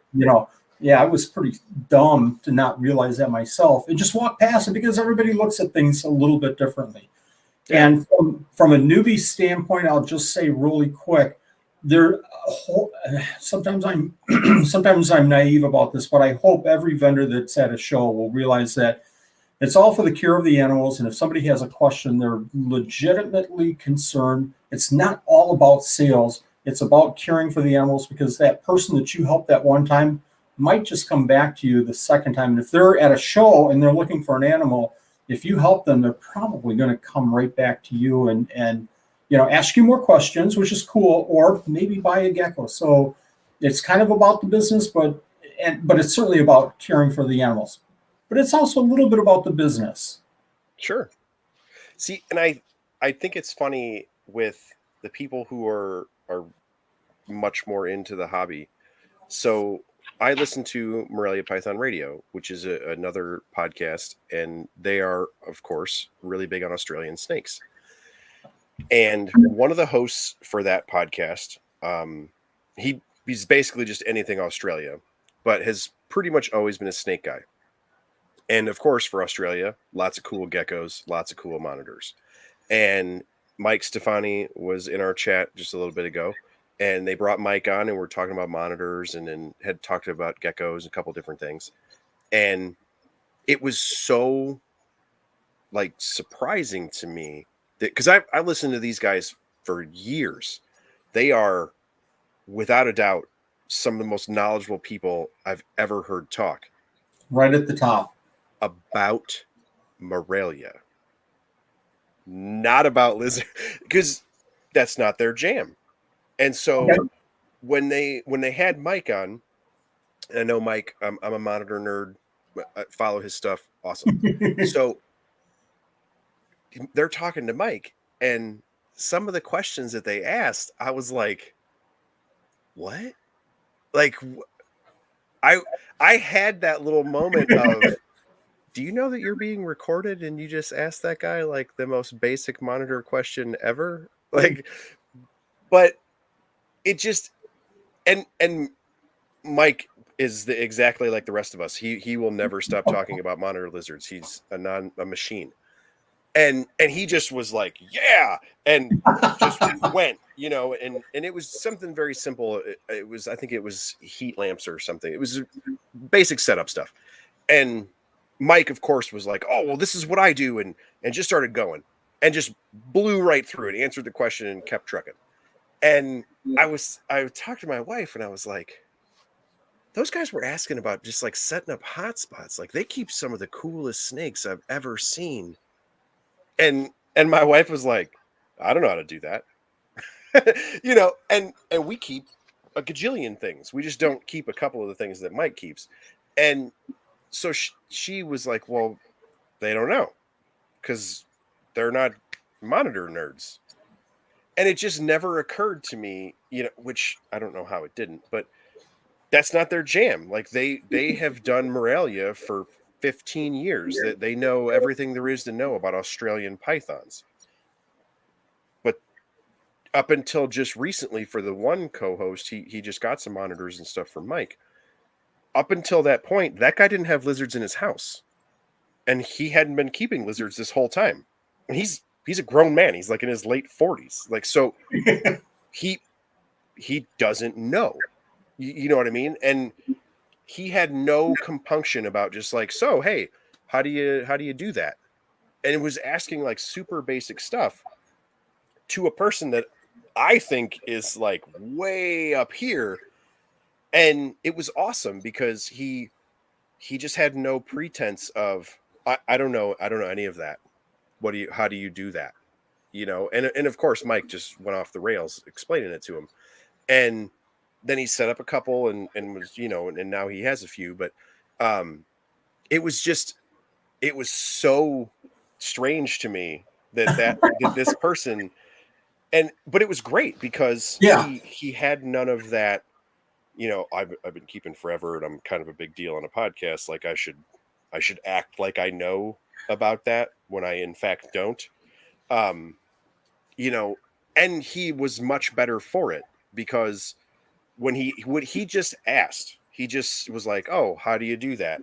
And it was a super basic question, but because the person he was asking was incredibly knowledgeable, he got a fire hydrant in return.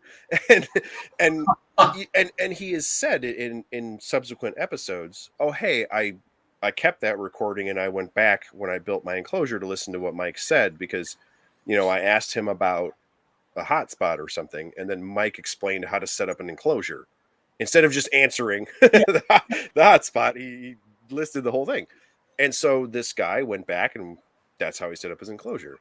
And I don't know. I just, for the people who are really advanced, it didn't occur to me, but now that I've spoken to a lot more folks who are very in depth with lizards, is there's a good chance those people are very specialized. And because whatever it is that caught their interest, even for somebody like you, I know, have done a ton of stuff with crested geckos, and then unstereotypically don't keep leechies. And so, it's one of those things where I would just assume that I could come up to you and be like, hey, racks, what do you know about crested? Or, a rack is a rack, whatever. Can you teach me Yep. about the giant ones?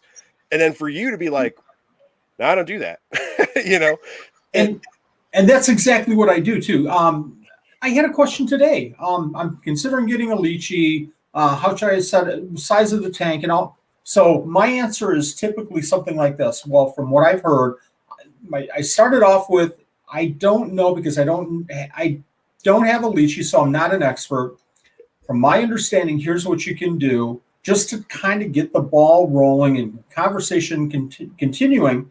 And then I always, always, always follow up with, but please contact Doug Cooley or this person or that person that deals with lychees all the time because they're going to know.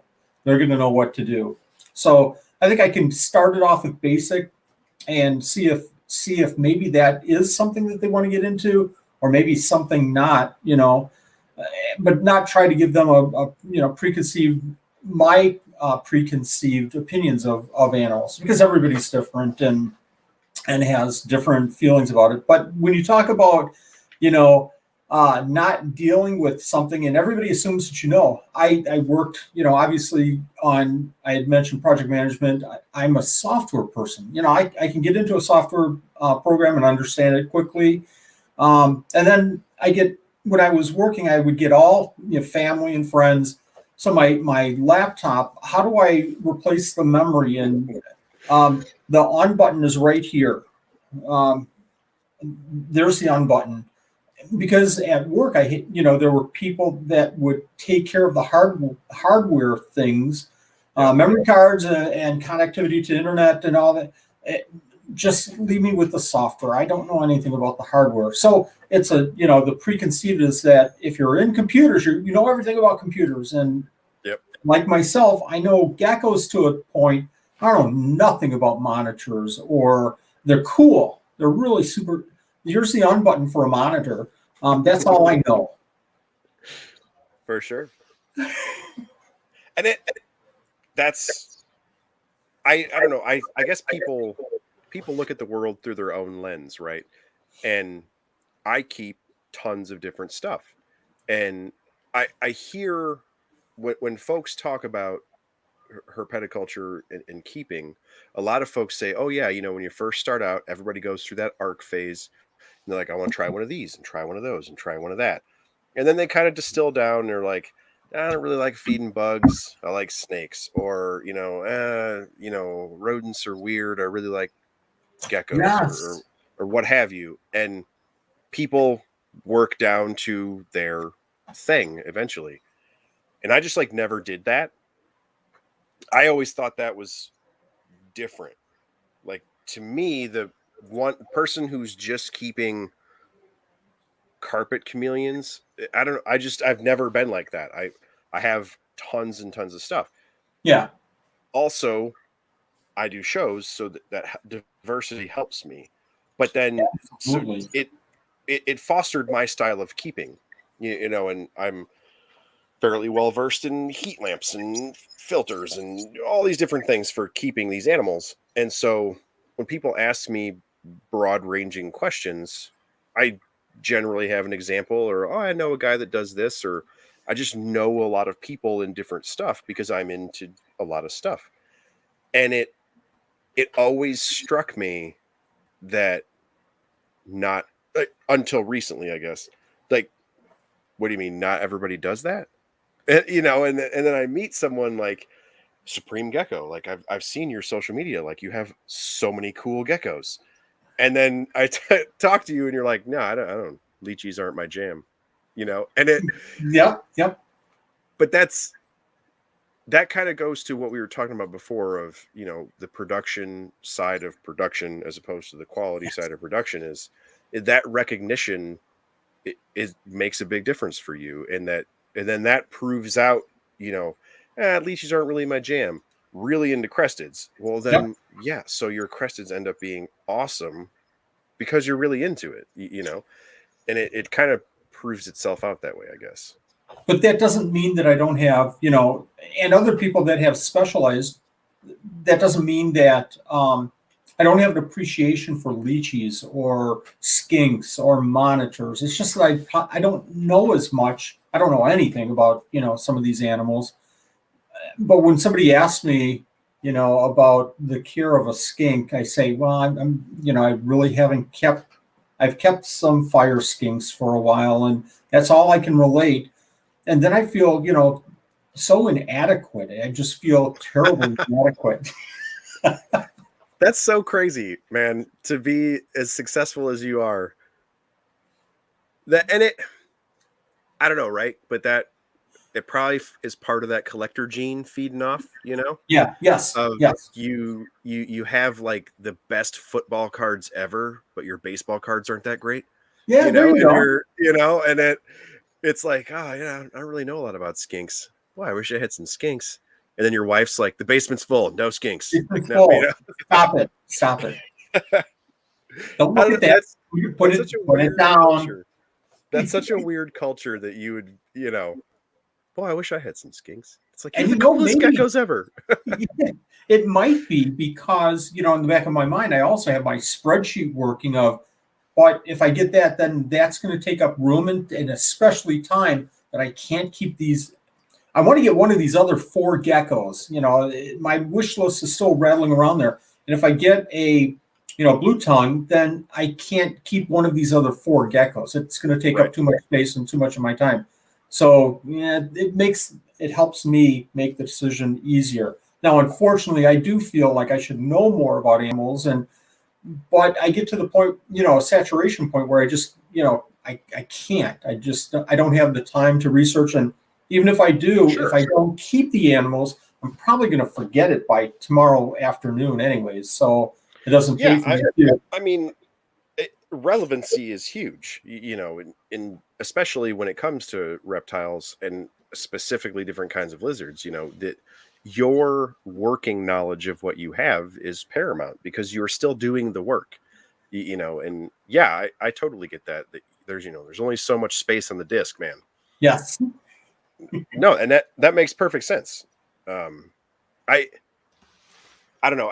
It's weird that, like, we were talking about folks, getting the production thing versus the quality thing, and it's kind of strange that so right now, the way you've described it is you're kind of at capacity. Like, this is Yep. what works for you, in your setup. This is what we can do, and which can be stressful because that's a lot, to work at Mhm. capacity, but it also is, I think, helping you because, oh yeah, blue tongues are cool.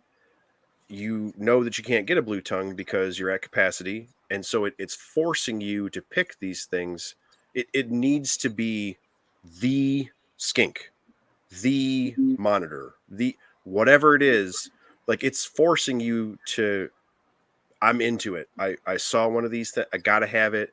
It's a passion project because you are at that point where it's going to have to supersede another thing that you are already currently passionate about. And Yes. so, I don't know. And it's hard.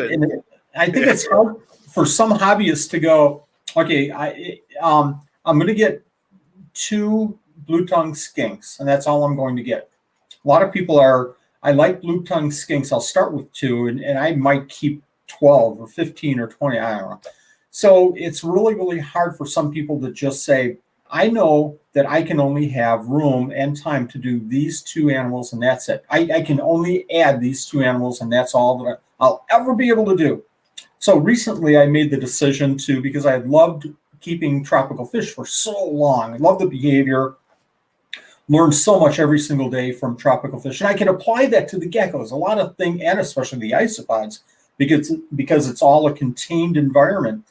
I love tropical fish, but I realized that if I got too big and I could keep another 125 tanks downstairs easily, but I'd have to move out some of the geckos. I didn't want to do that. So to keep some tropical fish, I realized I can only do this. So, and I'm not going to turn the camera, but I have a bank of 1 rack of 18 tanks. How can I expand? And I'm terrible with that. I'm always thinking in the back of my mind, how can I put some baby tanks up, or how can I put a big tank up? I'm done. 18 tanks. That's it. And it was for a really, really good reason that this is, if I want I've got them filled. If I want to work with another tropical fish, if I want to work with an apistogramma or a shell dweller or a wild live bearer, I've got to get rid of one of these. So make that choice, Wally, because you can't keep another fish. There are no more tanks out, in this room. This is it. Yep. So that's sometimes hard, and it was hard for me, and it's hard every day because I look at these and go, "Gosh, I really want that killifish, but nope, can't do it." See, that's my problem is, and my wife is my measuring stick, I guess.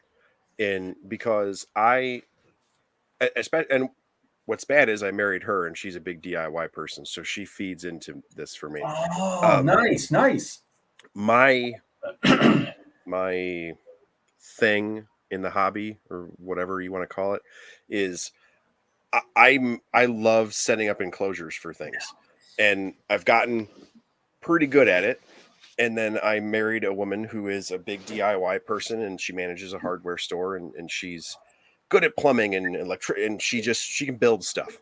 Wow, very And cool. so my thing is um some of our friends make fun of us because they're like, "Oh, well, Bill never has impulse purchases." And I actually rarely do, but Okay. I do sin sometimes and get things. Um but because for me, I regulate myself in that I really do try to get animals that I'm going to teach a lesson with, and I have a specific use because I do shows, and so that's my regulator. But with the thing, I sin, get a couple impulse purchases because I like some cool stuff type thing. Um, my friends end up giving us a hard time, and they're like, "Oh, well, it's never an impulse purchase for Bill," and my wife is like, "What?" And they're like, "Well, he wants everything." So at any given time, if I found it and bought it, it wasn't an impulse because I probably wanted it for like 20 years. And I'm good at building these enclosures, so it doesn't really matter what it is. Like most folks were like, well, if it's a terrapin or if it's a gecko or if it's a snake or what if it's a flying snake or a subterranean or whatever. It starts all these factors play in because her pediculture is so vast. And for me, I'm always like, well, I could build that. I've made one of those. I know how to keep that. And our collection is very diverse, and so I probably have a reference point where it's like, aquatic stuff that goes in the basement. Tall stuff, I got a tall stuff section, And so then my wife is, that she's the measuring stick of like, no, you don't need more flying stuff or dirt stuff or whatever because it lends itself to that where it's like, oh, I could do that, So and it as a measuring stick, do you mean that when you start talking about something new, she takes the stick and beats you over the head and says no? Okay. occasionally, yeah, yeah. Okay. Um, but that's always my thing is I I do find that, and I try to explain that to new people because especially I don't really vend shows, but I go to an ARBC and a lot of these big things and I hang out and talk to people and I look like this, so people usually recognize my face. Um, so newer people will talk to me about that. They're like, "Oh, you keep all this stuff and so on and so forth." And I I really try and reinforce like you were saying, like you only have 18 tanks, so this is how many fish you can keep. And if you Yep. want a new fish, it needs to be the fish because that other fish has got to go, right? Yep. And I have a building, so people think that I can keep anything. And that's not true. Obviously, I have limitations, and I give my wife a hard time and say that she limits me or whatever.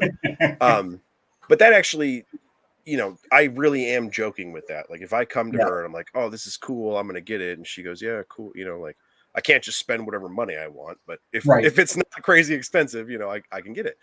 Um, but that like I recognize that a long time ago in that I have a really diverse collection. I'm into tons and tons of stuff. But like there's stuff where I'm like, "Oh, that's cool." And if that is because I think all reptiles are cool. I'm a reptile nerd. But if that's the response that it gets, I don't keep it. Like if I walk through if I walk through a monster show like Tinley NARBC and I walk by, I'm like, oh, that's cool. I don't have one of those. Whatever it is, I don't care. I don't care how expensive it is. I don't care what it looks like. I don't care how big the crowd is at that table. If I walk by and I'm like, oh, that's cool, I don't have that. Because it is cool and I do like it, but I am not going to devote the, because I keep crazy stuff in like giant enclosures. Like I'm really into this. If I'm going to do that, like it's going to be something that I stopped, did a 90-degree turn, and plowed through people to get to that table to see that animal, because it's important. What is that? Or I know what that is. I've been looking for it for 10 years. That is coming home with me, and I just give them the money and I take it. Like it has to be that. But there's the key. I think there's the no. I'm sorry. There's the key. You've seen that animal for. I'm going to paraphrase. You've seen that animal for 10 years. You've already done the research. You know about that animal. True. You already have experience keeping maybe similar animals. You've probably already talked to people about their care. You've probably already talked to people about what are the gotchas. What's going to what's the one thing that if I get this animal and it dies, in 6 months, what is that thing? Oh, because I can't keep the humidity up. I can't brumate at 30 degrees. Oh, then maybe I shouldn't get it. You've already gone through that. I'm guessing you've already gone through that. I'm guessing that you probably hardly ever walk through a table and say, oh my gosh, look at that. I want it. How much? And not know anything about that animal. You're already starting at a really high, I think, understanding who you are. You're already starting at a really high level. But that's what I try to explain when I talk to new folks about how, the running joke with my friends of it not being an impulse, of there are bunches of reptiles that if I bought them would be an impulse purchase, because I think they're cool, but I'm not super knowledgeable on them. Like I love going by Josh's Frogs place and seeing their setup. And I think tree frogs are amazing. And I love going to, there's a whole bunch of Instagram photographers that I follow, and they're very amphibian centered, and it's so cool. If I bought a tree frog tomorrow, it would be an impulse purchase, because I don't know enough about their care. Like, I mean, I in my head, I logically think I know how to care for a frog. I probably don't. I don't know, because I've never done the research. And so I try to convey to newer people that's what I mean by impulse purchase, in that, like, because I have a varied collection, I am knowledgeable on, turtles and monitors, or, skinks and pythons. And that's a little weird for some people because they specialize more than that. But that doesn't mean that I can just go get a crowned tree frog from Josh and just know, like, that's not true at all. Like, I could go to Mike and get another species of monitor and be okay, because I have some species that are similar to his. Yeah. Whereas I have people I know, like on the West Coast, that keep more Indonesian species, where I would have to ask them bunches of questions. It doesn't matter that it's a varanid.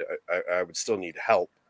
And so it's that weird line of wanting, like, when you talk to new people, of like, no, it's a joke. There are impulse purchases, even if you're a nerd who's been in it for 25 years. You can't know everything. It just, it, even for you, like you were saying, you don't keep leechies. Yep. But you probably have a pretty good base to where if one showed up in a FedEx box tomorrow, it wouldn't pass away in your care. You are capable and have a facility and a setup, and you would be okay. But you would have questions for people that you have a resource to ask about leechies. Yes. It's just that you have this knowledge base to work off of. And so even if you went to the next sewer fest and just bought one, it isn't impulse purchase in what those folks are thinking because of your knowledge base.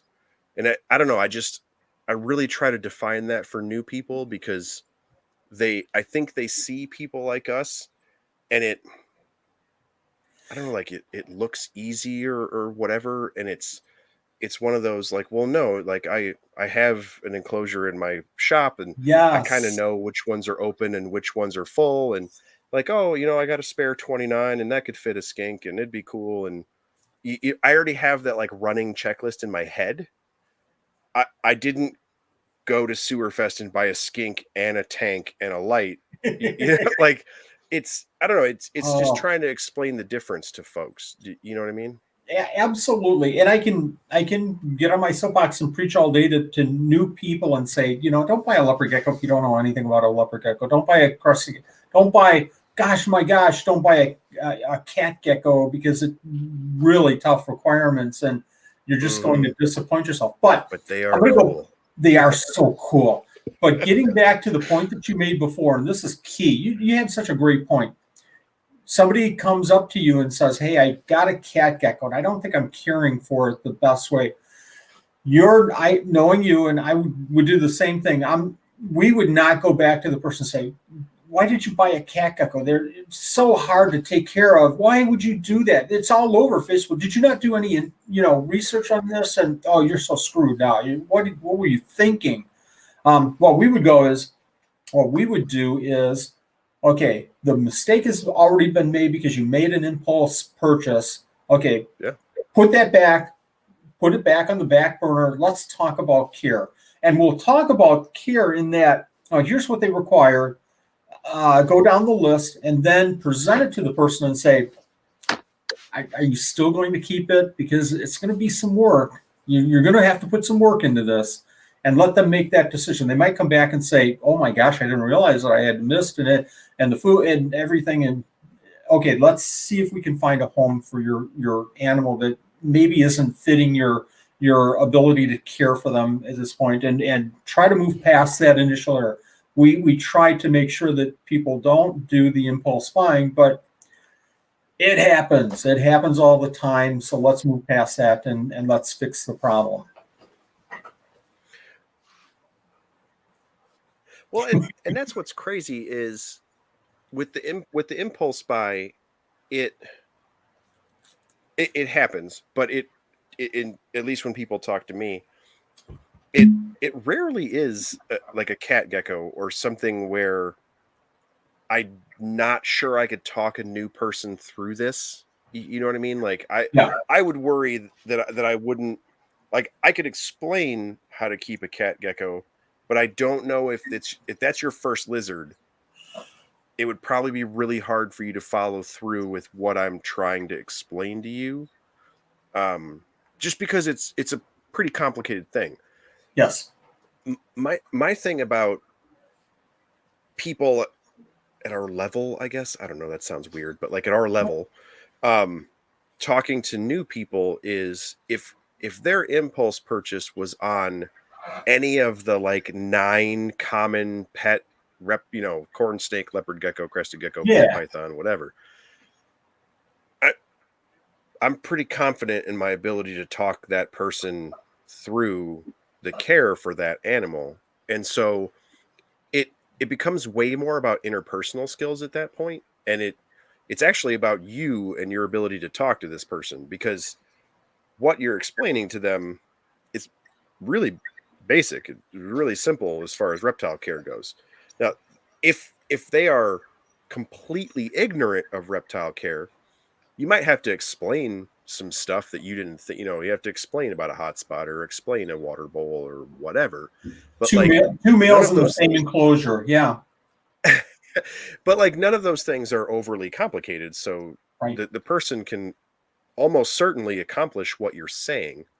Um, then it becomes the method in which you are saying it, and like you were just saying, if you start off with the, well, impulse purchases are killing the hobby, you idiot, and blah blah blah, after idiot, after the Yeah. word idiot, no one is listening.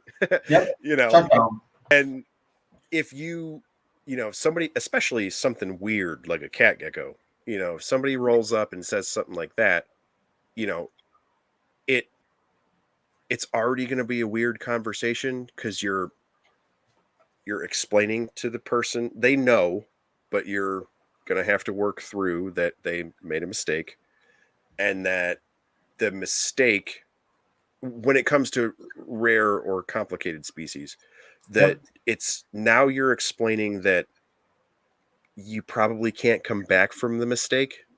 In what I mean by that is, like, it's really unlikely they're going to be able to keep the cat gecko.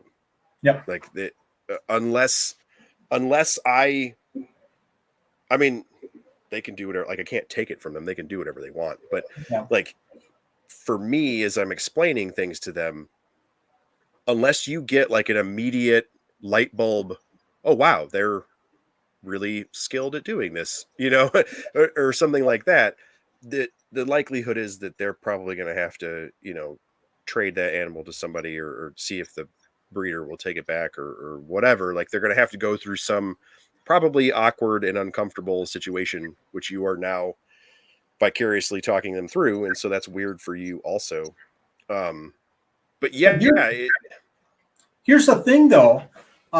When I started with reptiles, I had been keeping fish for years, and I visited a friend out in LA, and he had a 6 foot by 4 foot by 4 foot screen enclosure, and he had Jackson chameleons in there. So I'm keeping fish. I said to wow. myself, if ever I get out of fish, I'm going to keep chameleons. Love them.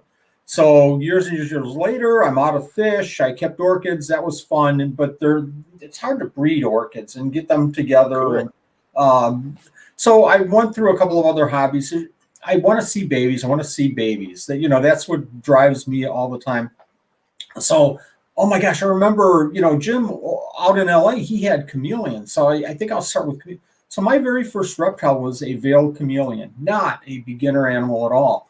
But not to say that it's, oh my God, That's great. you have to be an expert at all. But, it's a little bit of additional care that most people don't want to or can't provide right away. So Okay. whenever I talk to somebody about, obviously if somebody has purchased I don't know, Periodora Misobi that's so rare in the hobby, and nobody keeps that animal. You're going to really struggle. Satanic geckos. Oh man. Somebody comes to me and says, "Hey, I just bought some satanics," and I'm hands off right now. Let's go talk to these 3 people because I'm not even going to try to help you with those. I can walk through what I've experienced, but let's cut the gunk out and let's just go to the experts, because if we don't take care of this today, you're probably going to lose that animal like right now. Yeah. So but I try to, because I started kind of weird with chameleons. I try to assume that maybe this person can take care of these weird animals, and I shouldn't assume that. Nah, you should probably just keep leopard geckos or crested geckos. That's what a starter gecko is. Um, Give a little bit of a benefit of a doubt, unless again it's so touchy, sensitive that you should really be an expert to keep something like this. Yeah, and of course, all those super beautiful, Yeah, it's like, oh, but I really want the one with the devil eyes. It's like, yeah, I know, man, but I don't even have those, yeah. yeah, and I, I don't know, I hate that about reptiles. I do tons and tons of birthday parties for kids, and all of the animals they ask me about, I'm like, well, that could kill you. That's super venomous. That gets 10 feet long. That, and because it's amazing. It's the color of the rainbow. It's got a hood like a cobra, and it's like, well, it's because it is a cobra. Don't touch it. And or it's always the coolest looking stuff, and it's like, yeah, let's just start with a brown one. They're easy to care for. I promise. And yeah, Get your feet wet. We'll walk into this rather than just diving in the deep end. and I I have always tried to explain this in that way. Um as a hobby, like as an artistic hobby Yeah. of I don't like the whole beginner species thing, but that is what they are. Yeah. Beginner species is a little weird because it kind of makes people think it feeds into the throwaway pet culture because beginner species are usually cheaper type of thing. But for me, I think it's smart to categorize things that way because if you are an adult and you have your own money and your own place and you're going to make an animal purchase and things like that, then get whatever you want with the recognition that advanced species require advanced care, and so there's more research, there's more investment, enclosures and misters. There's just more, right? And Because more you, time. And yeah, more time. and if you as an adult have chosen to do this as your hobby, and that I don't care about other animals, I only want to keep Europlatus. It's like, Yes. okay, well, Okay. awesome. Because if you are that into them, you're probably going to be one of the people that's successful. Yes. But it's going to take some doing.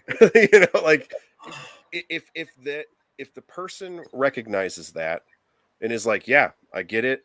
I'm about to devote a room, you're just stuck because they're so specialized. Great, rock on. You could start there. And the thing about those people is that they likely won't progress into me. They're not going to get those and be so into them and then decide they want a bearded dragon. That probably isn't going to happen because what they No. want is so special and so dedicated that they're likely to remain that as long as they remain in the hobby. Now, compare that to a person who is going to go to get a beginner pet. Yes. Okay, so you think reptiles are cool, you want a pet, especially if you're a younger person, a kid, your parents are helping or what have you. Now, beginner. I don't care, ball, corn, crested, whatever. Yep. Start out, learn the ropes, grow up and get your own money in your own house. um, but the learning curve is different when you are a pet keeper and then you progress into being an actual reptile nerd who wants so on and so forth. And I learned about geckos or I learned about corn snakes and that was cool. And I really like colubrids. And I've always wanted this, Mollendorfi. And it's like, all right, well, that's a really weird Asian rat snake. It likes to get cold and you got to put it in a wine fridge and Oh. craziness. Oh. So that's going to take some stepping. You as an adult, 35, you have a wine fridge and some money and you want to learn how to keep Mollendorfi, rock on. You as a young person with your first pet, that progression makes a lot more sense because then it is much more like the artistic hobby of I learned how to do this when I was younger and then I started whittling with my grandpa when I was 7. And by the time you're a grandpa, you're probably not whittling. You're probably an artisan woodworker because you did it for 43 years. This is kind of the same way. If you right now you weren't doing tropical fish and you wanted a spare time hobby and you decided to take up wood turning and make some salad bowls, Yes. you're an adult. You are going to dedicate some time and money. You're going to clear off some desk space, get you a wood turner, and get you a hobby. And that's how adults do stuff. It's so different for a young person in the way that they're going to progress in that, and that I like we have to acknowledge that and kind of work in that way, right? Of they come to you and it's their first thing and they're going to do a cat gecko. I would freak out. Yep. I would, Yep. Me oh, too. oh no, you know, I hope it's not dead. Whereas an adult comes to me and says, I saw these, they are the coolest looking thing ever. I want to get into lizards and I want cat geckos. That's what I want. All right, man. let's build some stuff for cat geckos. Like, I know some people you can talk to. I can help you set some stuff up. They can help you with parameters. My wife and I can show you how to do plumbing and stuff for a mister or whatever. Like, I'll help you out, or I'll help in some manner.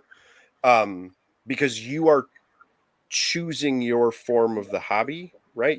This is what you picked. Whereas the type of keeper, almost always a younger person, who comes up and says, "Oh, I bought a cat gecko and I thought lizards were cool. Is this a good one?" And it's, oh no, because that kind of person isn't as dedicated and focused. That doesn't mean they're a bad person. It just is their approach to this as a hobby or as a pet is not the same as the other person who is focused and going to be a satanic leaf-tail gecko guy. And that's So fine. yes, you're probably going to be very direct with an adult where you're probably going to say, have you kept geckos before? You're probably going to ask 4 or 5 questions before you even get into their care. Or with a young adult, you're probably going to ask 1 or 2 questions and then probably formulate, should I be compassionate and not stifle their passion, or you're going to be, let's talk in reality. These are hard, and it's going to be hard. You ask the questions, you lead the young person on, and you find out they're going to do the research. They did. I can't even think of an example. They did tropical fish, and they were keeping. Oh my gosh, they were keeping apistogrammas successfully with their 3 tanks, and they had babies. And okay, this person has some basic. So going down that path, you've identified that this person probably could spend the time and has the passion and wants to. Whereas the other young person, you could ask probably a couple of questions. Hey, TikTok, I bought a cat gecko. Yeah, no, it's not going to work. Right. And it's obviously a little different for you because you interact with so many people being a breeder and being at shows and stuff that it kind of goes back to what we were saying earlier about social media is that feeling out process or that tone of conversation, I suppose, is so much. It's just weird when you're doing it online. Like people Facebook message me all the time, and that's just a really hard thing to assess. You know what I mean? Like, and it's partly the impersonal nature of us just messaging back and forth is kind of an odd conversation method anyhow. Well, you're not sharing. You're not sharing emotions. You're not sharing. You can't tell. There's several times. I like to make light of situations. I don't like to make light of the care of animals. Period. But everything else is fair game, and I like to joke around and stuff. So there's been more than one occurrence where I've typed something and the person has come back and said, "Is that really how I should?" It's something like, you're going to have to spend thousands of hours on cat geckos, and they'll come back and say, "Really, I've got to spend 1,000." They couldn't read my emotions, and so I have to drive backwards and say, "No, I'm sorry. I let me be more accurate. Here's what it's going." So a lot of some of the misunderstandings I think a lot of misunderstandings on Facebook are just if you were standing in front of somebody and talking the same talk, you wouldn't have those misunderstandings and misinterpretations. Well, and it also goes to, like, for you and I, right? Yeah. If you were to tell me, oh man, if you want to start keeping Bauer's chameleon gecko, it would take thousands of hours and you'd have to learn. Like, I recognize that what you're telling me is that it's very labor intensive and would take me a lot of time and that I need to do my research. For people like you and I who already have that knowledge base, it's really hard for us to brain dump that to see the other side of the conversation. Whereas I have talked to people where I like exaggerated in that way, which is it's a normal way of speaking. Like, oh, it's going to take forever or whatever. And I've had the person like you just said go, oh my God, really? You really think it would take 1,000 hours for a gecko? Because I didn't take into account that they genuinely don't know anything about this subject. Like they're approaching it from I saw a lizard, I learned the lizard's name, and then I called you. That's what I know. And then I say something where I'm like, well, yeah, if you can dedicate your whole closet to the mister, like those things suck and they're so hard to hit, whatever.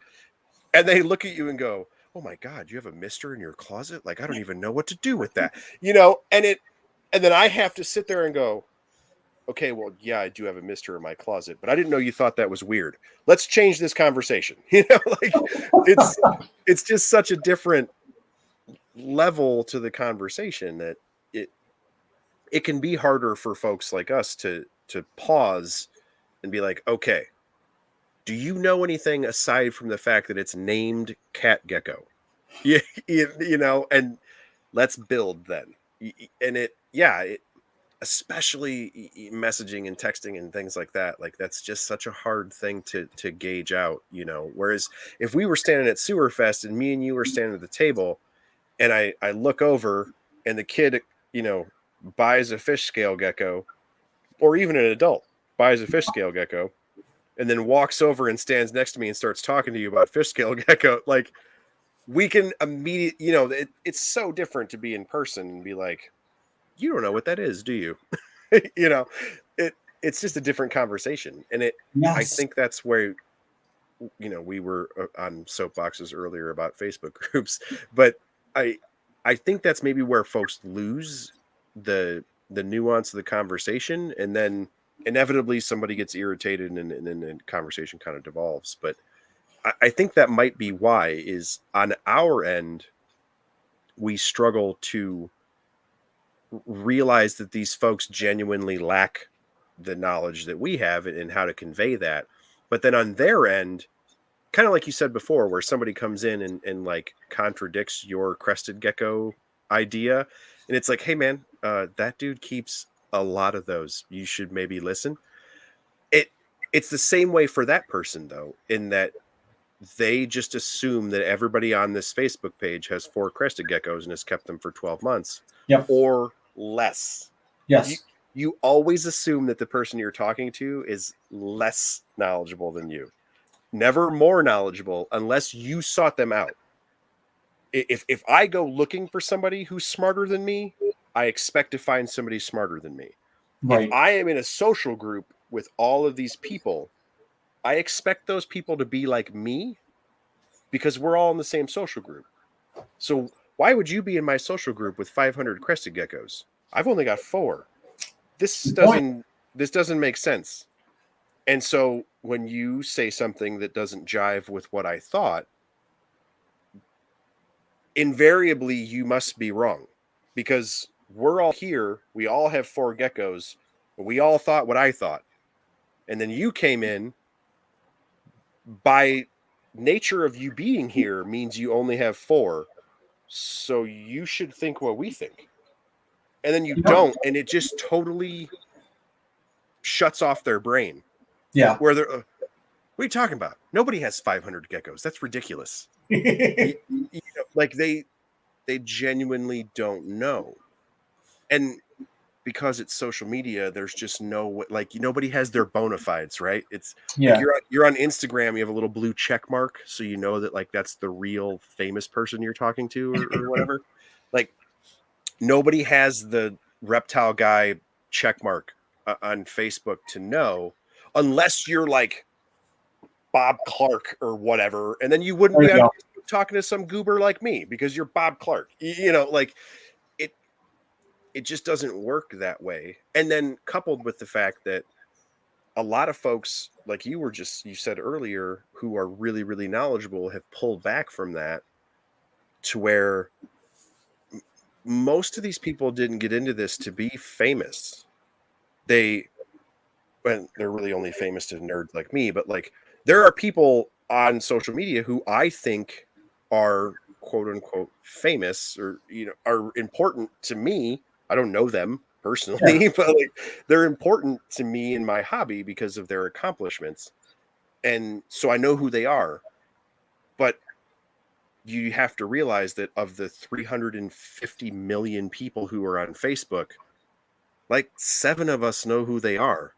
So when they show up and are like, "Oh, hey, I kept chameleons for a while and was pretty good at it. That I fed this kind of bug with these vitamins." And a bunch of people are like, "What? Who are you?" You know? Yes. And there's like 5 of us that are like, "Do you understand who that person is? Like, you stop talking. He's a really big deal." You know? But almost none of those people act like that. You don't act like that. I know for a fact that you're very knowledgeable. You put out lots of content. I've seen you at your table. You know what you're talking about. You are very skilled. But for one thing, there really isn't a way to convey that without sounding conceited. So that's kind of a difficult thing Right. in and of itself. But Right. you you obviously didn't start doing this to be famous. You started doing this because you like geckos. And so as you became quote unquote like more famous, like people know who you are, it like those two things start to like, I don't know, like they don't match up. Right? Of there's a bunch of us who are like, "Oh, Eric and Clint and Eddie and Wally, like, There you go. yeah, man, those are gecko people." You know, there's a ton of people that don't know that. And Right. so you get this weird disconnect and of course with social media, a bunch of the people that you do know on YouTube and Instagram and Facebook maybe don't know as much as they're talking about because their goal was to be famous, not to be a gecko guy. And You're making me bring out that it's soapbox again, man. Stop it. Stop hey, doing it. but it you put out a lot of content on social media. You do. You put out a lot of content on social media. And when somebody like me, I go around and I'm messaging these people and talking to them, and the people that I talk to tell me who to talk to. Oh, ask this guy, and this is a monitor guy, and this is a gecko guy. This is who you should talk to. Yep. These are good people, so on and so forth. And then your name comes up. Okay, so the people that I talk to, which to me are like the lizard people, your name's in that circle. Cool. I didn't know I'm as much about your social media. Like I knew that you did it and I had seen some stuff and I'd follow your like Facebook and things, but I knew you as the dude from Sewerfest who had all this cool stuff. To pick And then this I knew guy that and but I knew that in addition to that you did social media yeah. stuff. But what I knew was the lizards. And That isn't that's that's what I not how want that people to know. happens for it, right, which is why I ended up talking to you because you're the kind of Well, person that wants the lizards to be known. But I appreciate that. it's a thing it's a thing in social media though to be like, "Oh, well, I know of all these people on YouTube or this person on TikTok or this person on Instagram." And it's like, "Well, maybe that's because that person's goal was to be known on TikTok and YouTube and Instagram." Like the people that I know of, I probably scroll through their Instagram because I think that their stuff is cool and I really like their lizards. But I almost certainly found their Instagram or YouTube after I found out, oh, hey, you're into to cat geckos, and so is this guy, or this lady does Oh, there you go. Yeah. satanic leaf tails, and then I'm like, oh, that's cool. And I'll message them or something, or I'll talk to somebody to show or Sewerfest, or in your case, Madison Herp folks were talking to me and they're like, oh, this dude Wally and these geckos. And this was quite a while ago. And cool. And then I started the podcast way after that. And then your name came back up again. And it's just not the same thing, right? It in how you find these people is, I think, will determine what you get from them. Like I found you through lizards. And then I saw, oh, and all your social media stuff, that's cool. And then isopods, oh, that's cool. And you do stuff with kids and your wife is included. And it's like, Yeah. oh, well, I do that. And I have social media and I interact with kids and my wife is included. So those things jived with us. But I found you through lizards. I didn't find you through YouTube. And so what I expected, and I it's cheating because I knew I'd interacted with you at shows before, but like There you go. in finding you in that way, I would expect that you and I would interact about lizards. We wouldn't be interacting about that you're famous on YouTube. You know what I mean? Like it's just a different thing. Makes me about as uncomfortable as I possibly can be. I started YouTube not. You can tell for folks on the podcast who aren't going to get to see your face. You can tell. I'm fidgeting and true, I'm moving around. I didn't do this. I'm sorry to put you on a pedestal. Oh no. I think that's why it works though, is because you didn't, right? You started doing it for geckos, and then you talked to me about geckos we're going on like 2.5 hours. And wow. Yeah. But that comes through.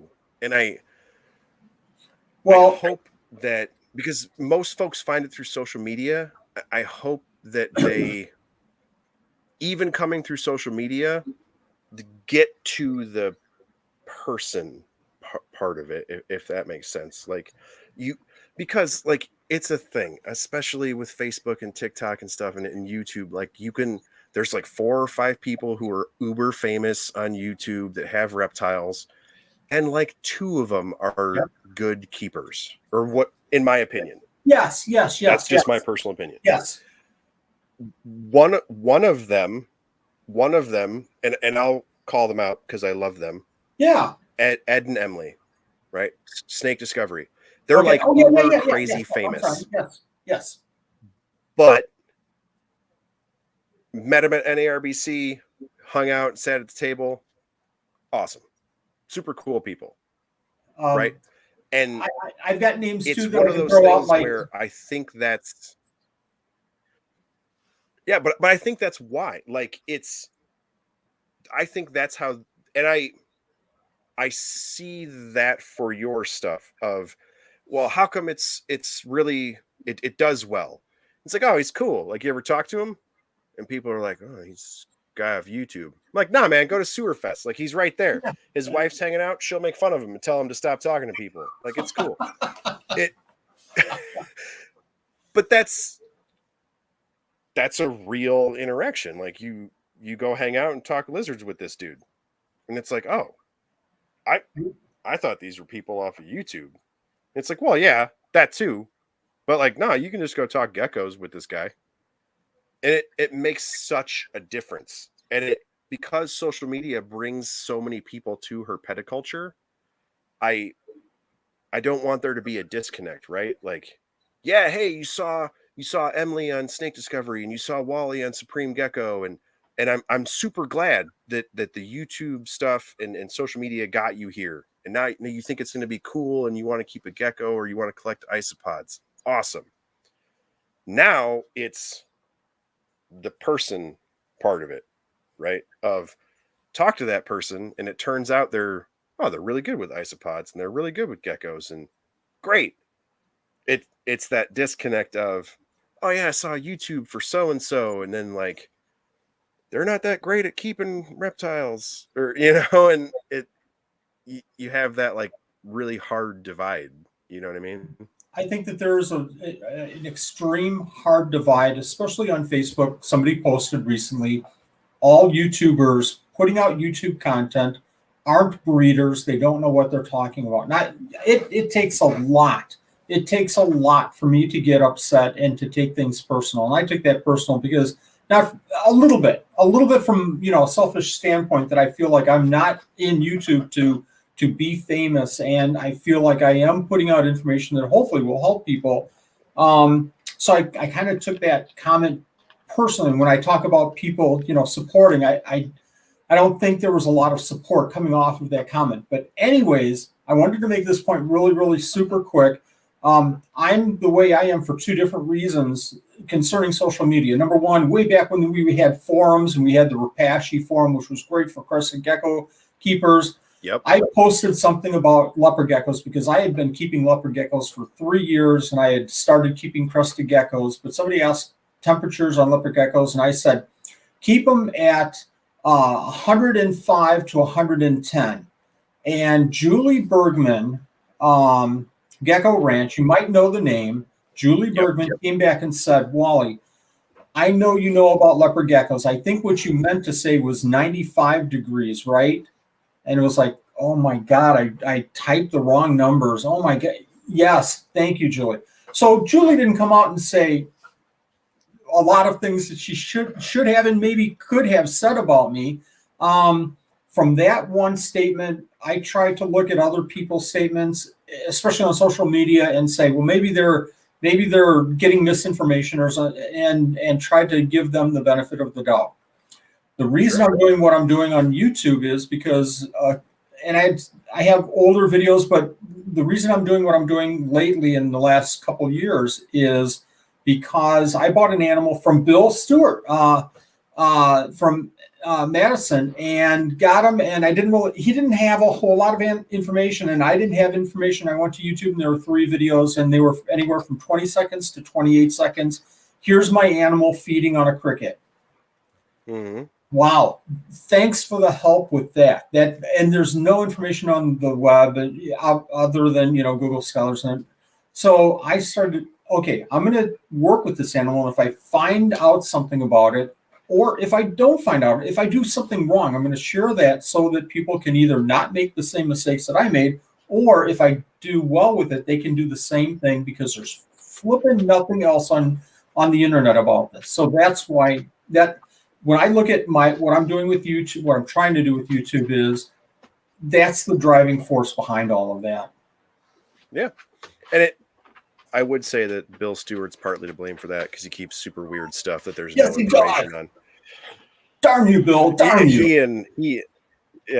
Bill and I and Ryan McVeigh have gotten so many weird lizards where it's like, I don't know, man, let's look it up. But yeah, it is, it's one of those things where, especially as kind of the generational shift happens of, YouTube is one of the most used search engines on the internet. It isn't. Yes. When I was growing up, it was like music videos and, guys that would ride mountain bikes and wear a GoPro. And it was more like video content, just like cool videos to watch and entertainment, I guess. And now it really has shifted to being a search engine, especially with the DIY and how to and really fed into that of how do I do this? And then someone would show you. Yes. And so that has lended itself to our hobby in the same idea where I'm not necessarily asking how-to questions, but really it is, you putting out, oh, this is how I did this for crested geckos. And then it turns out they ate food in this manner. It is really answering the, how do I feed my crested gecko? If I punched in the question, the similar stuff would come up. And so it feeds into it really well, which is awesome because it's helped it proliferate. But and I preach it to people all the time about trying to, distill down their social media feeds of, it's incumbent upon the person who is searching to look for it in that way. Of, why you put it there. Well, you put it there because Bill Stewart gave you a weird lizard and there was no information on it. And so you were trying to help the person coming behind you who, stumbled upon Bill Stewart, and he's a lizard dealer. And so he gave them a weird lizard, and now they're stuck too, and so now they have a place to go. And Bill will listen to it later. He'll Facebook message me, I'm sure. I hope so. Yeah. And it's for the right reasons. I don't know. There's not really a better way to put that, I guess, of doing it for in the right way, I suppose. Which is cool in that it's, or at least from what I've seen, has been reciprocated in that your social media is pretty successful. And so it's nice to see that you started out doing it for the right reason, and all of your stuff that I watch is for the exact same reason. And it seems like a lot of other people are watching too, so that's good. I appreciate that. Thank you very much. So we are at 2:45 and cruising. We just started. How can we be at 2 hours? That doesn't make any sense. I know we're getting kind of late because my dog came in and is now laying by my ring light. So it must be getting toward late. So I'm going to post in show notes and comments and things how folks can find you. But before I let you get out of here, tell everybody how they can find you. Oh, if you give me like 1 whole minute here, I'm going to do a couple of things. You can find me on YouTube under Supreme. You can find me anywhere on Supreme Gecko. I even do TikTok. I don't dance. Nobody wants to see that, but I do fun videos on TikTok. But you can find me on YouTube. You can find me all the day long on Facebook, Supreme Gecko or Wally Kern. And I'm going to mention something other. One more point, if you don't mind. We do, and we've done this Absolutely. for about 8 years. We do it's called the 12 Supreme Days of Christmas. And if you haven't heard about it, it's all about the community.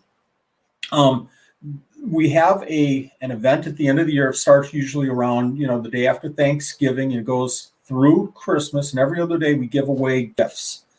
Last year, and I'm not saying this number as boastful or anything. I just want to give context to what we're doing. We had vendors donating $5,500 of gifts last year, and all those gifts went right back to the hobbyists. So I make fun ways to win gifts, and it started off with me giving away little 50-cent diet dishes, all the way to a $50 gift certificate to Supreme Gecko years and years ago.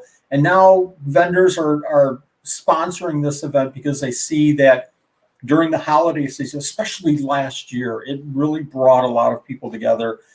Talked about, I tell you, the one big benefit from last year was that we had so many people that made connections through this event. And now I see them on Facebook talking to each other. And it's just such a blessing, and everybody has lots of stuff to do. But I have a lot of fun with the 12 Supreme Days of Christmas.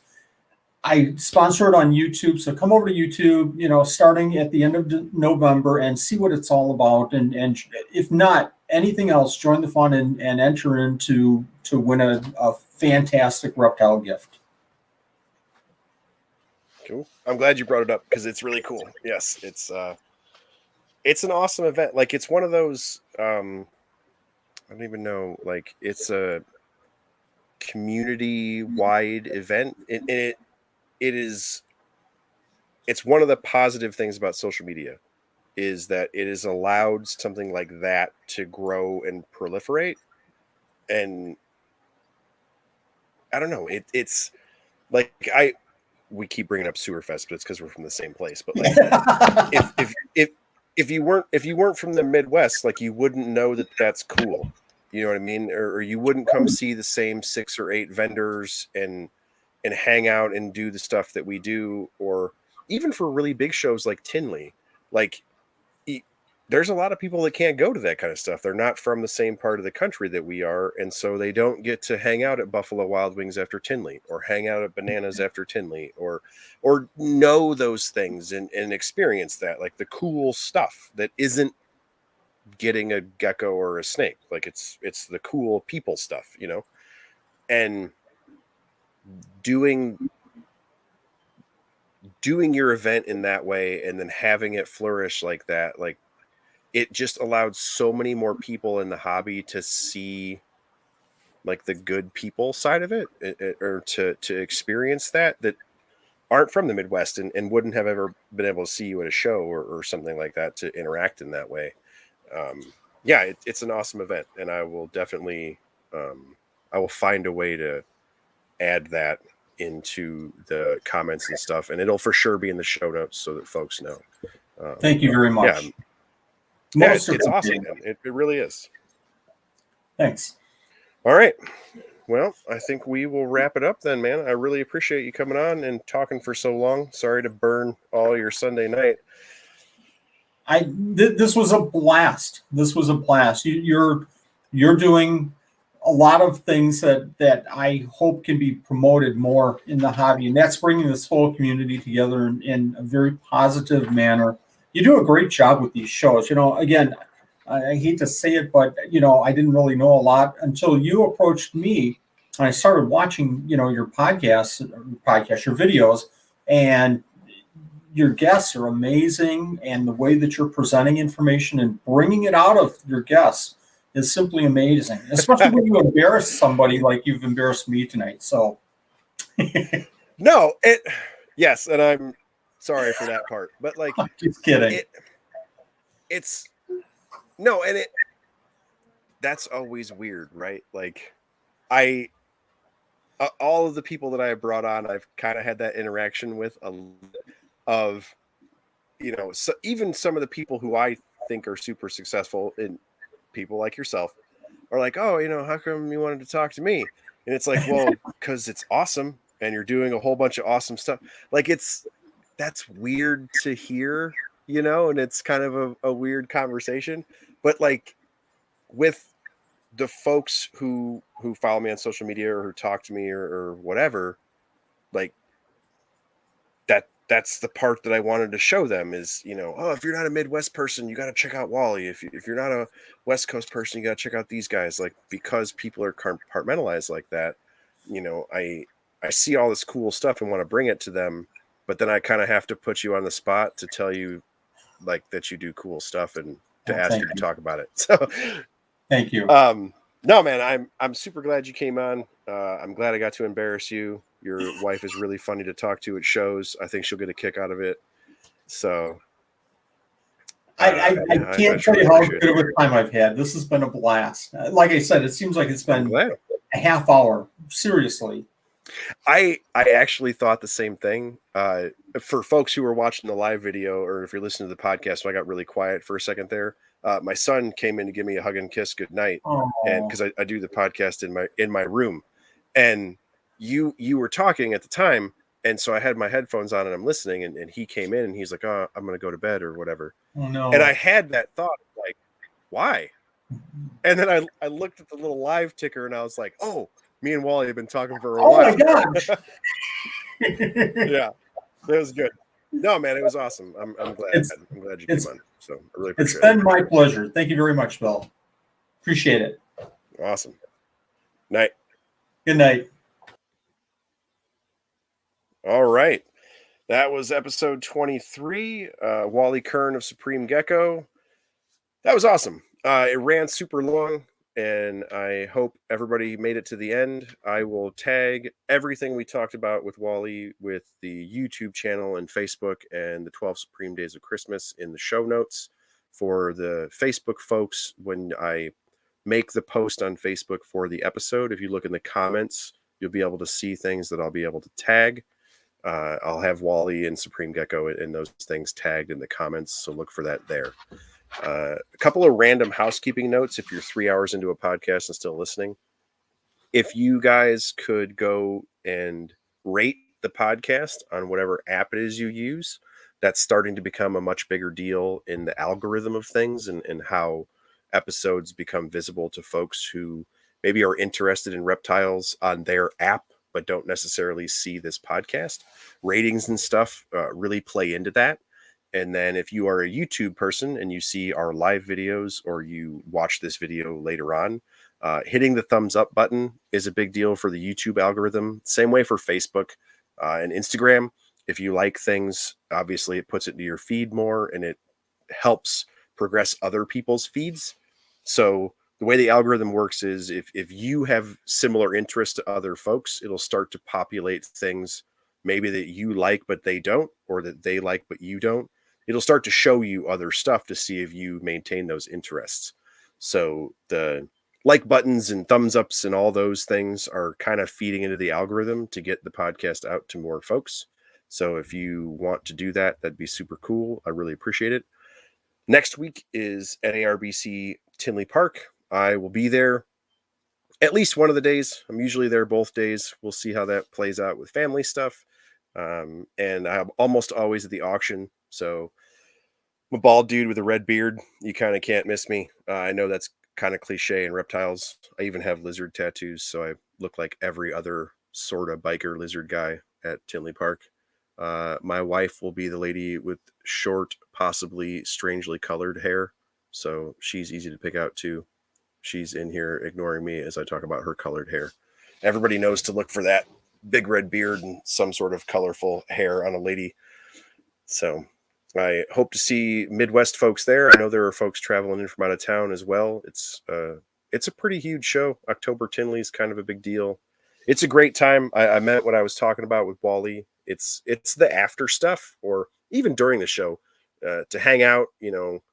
Go over to the restaurant, grab food, or when people go out for lunch or whatever. Like that's where you get the most out of those shows. I think the online marketplace for reptiles has made it to where you can kind of shop and search for whatever you want nowadays. You can see just about anything. The people watching and the interacting with folks and being able to talk to the Wally Kerns of the world in person that's what reptile shows are really for. So that part's really cool. I hope you guys can make it, and I hope you get that part out of it. As always, the show is part of the Herpeticulture Network. They continue to do cool stuff. It's a lot of fun to hang out and interact with the guys. They are killing it with the Corn Stars show. That's really cool. I've had a lot of fun listening to that. Obviously, rocking my Snakes and Stogies shirt. I'm always in the live chat somewhere on that show. I don't always get to hang out in the live chat for the whole episode, but you'll find me here and there interacting, usually talking to Dominique about random rescue animals that she ends up with, because that seems to be pretty busy for her. And for her podcast on Modern Medusa, make sure you keep up with that. She's been doing really cool stuff. It's a different take because it is centered on the women of herpeticulture. I think that's kind of funny because if you are one of the folks who's able to come to these reptile shows and interact, there are tons of women in this hobby. So she should have content forever to be able to talk to all the cool people. At least a handful of women are in the hobby because my wife is, and most of the people I talk to, their spouses are as well. So there's plenty to go around for all sorts of folks. So I will talk to you guys again in 2 weeks. I have folks booked out all the way through the middle of November. So we got plenty of content to go. I am really fortunate. And like I told Wally through the word of mouth thing, I am coming into contact, I guess. I don't know. I'm being introduced to a lot of people in that small circle of, oh, he's a good dude, or she's awesome, or you should talk to them like they're good people who are also successful reptiles, is pretty quickly expanding. And the good people I already know and folks that I've interviewed are introducing me to the folks that they know, and some people who are kind of shy on social media, so maybe you haven't heard of them, and so you'll be able to see and hear about their accomplishments in a different way because maybe they're not really big on Facebook or things like that. So that should be really cool, and I'm happy that those folks are either seeking me out or are cool enough to answer when I message them. So that's awesome. I've only been left unread one time. So far everybody's been really cool, and I appreciate that. So I will see you guys again in 2 weeks. Later.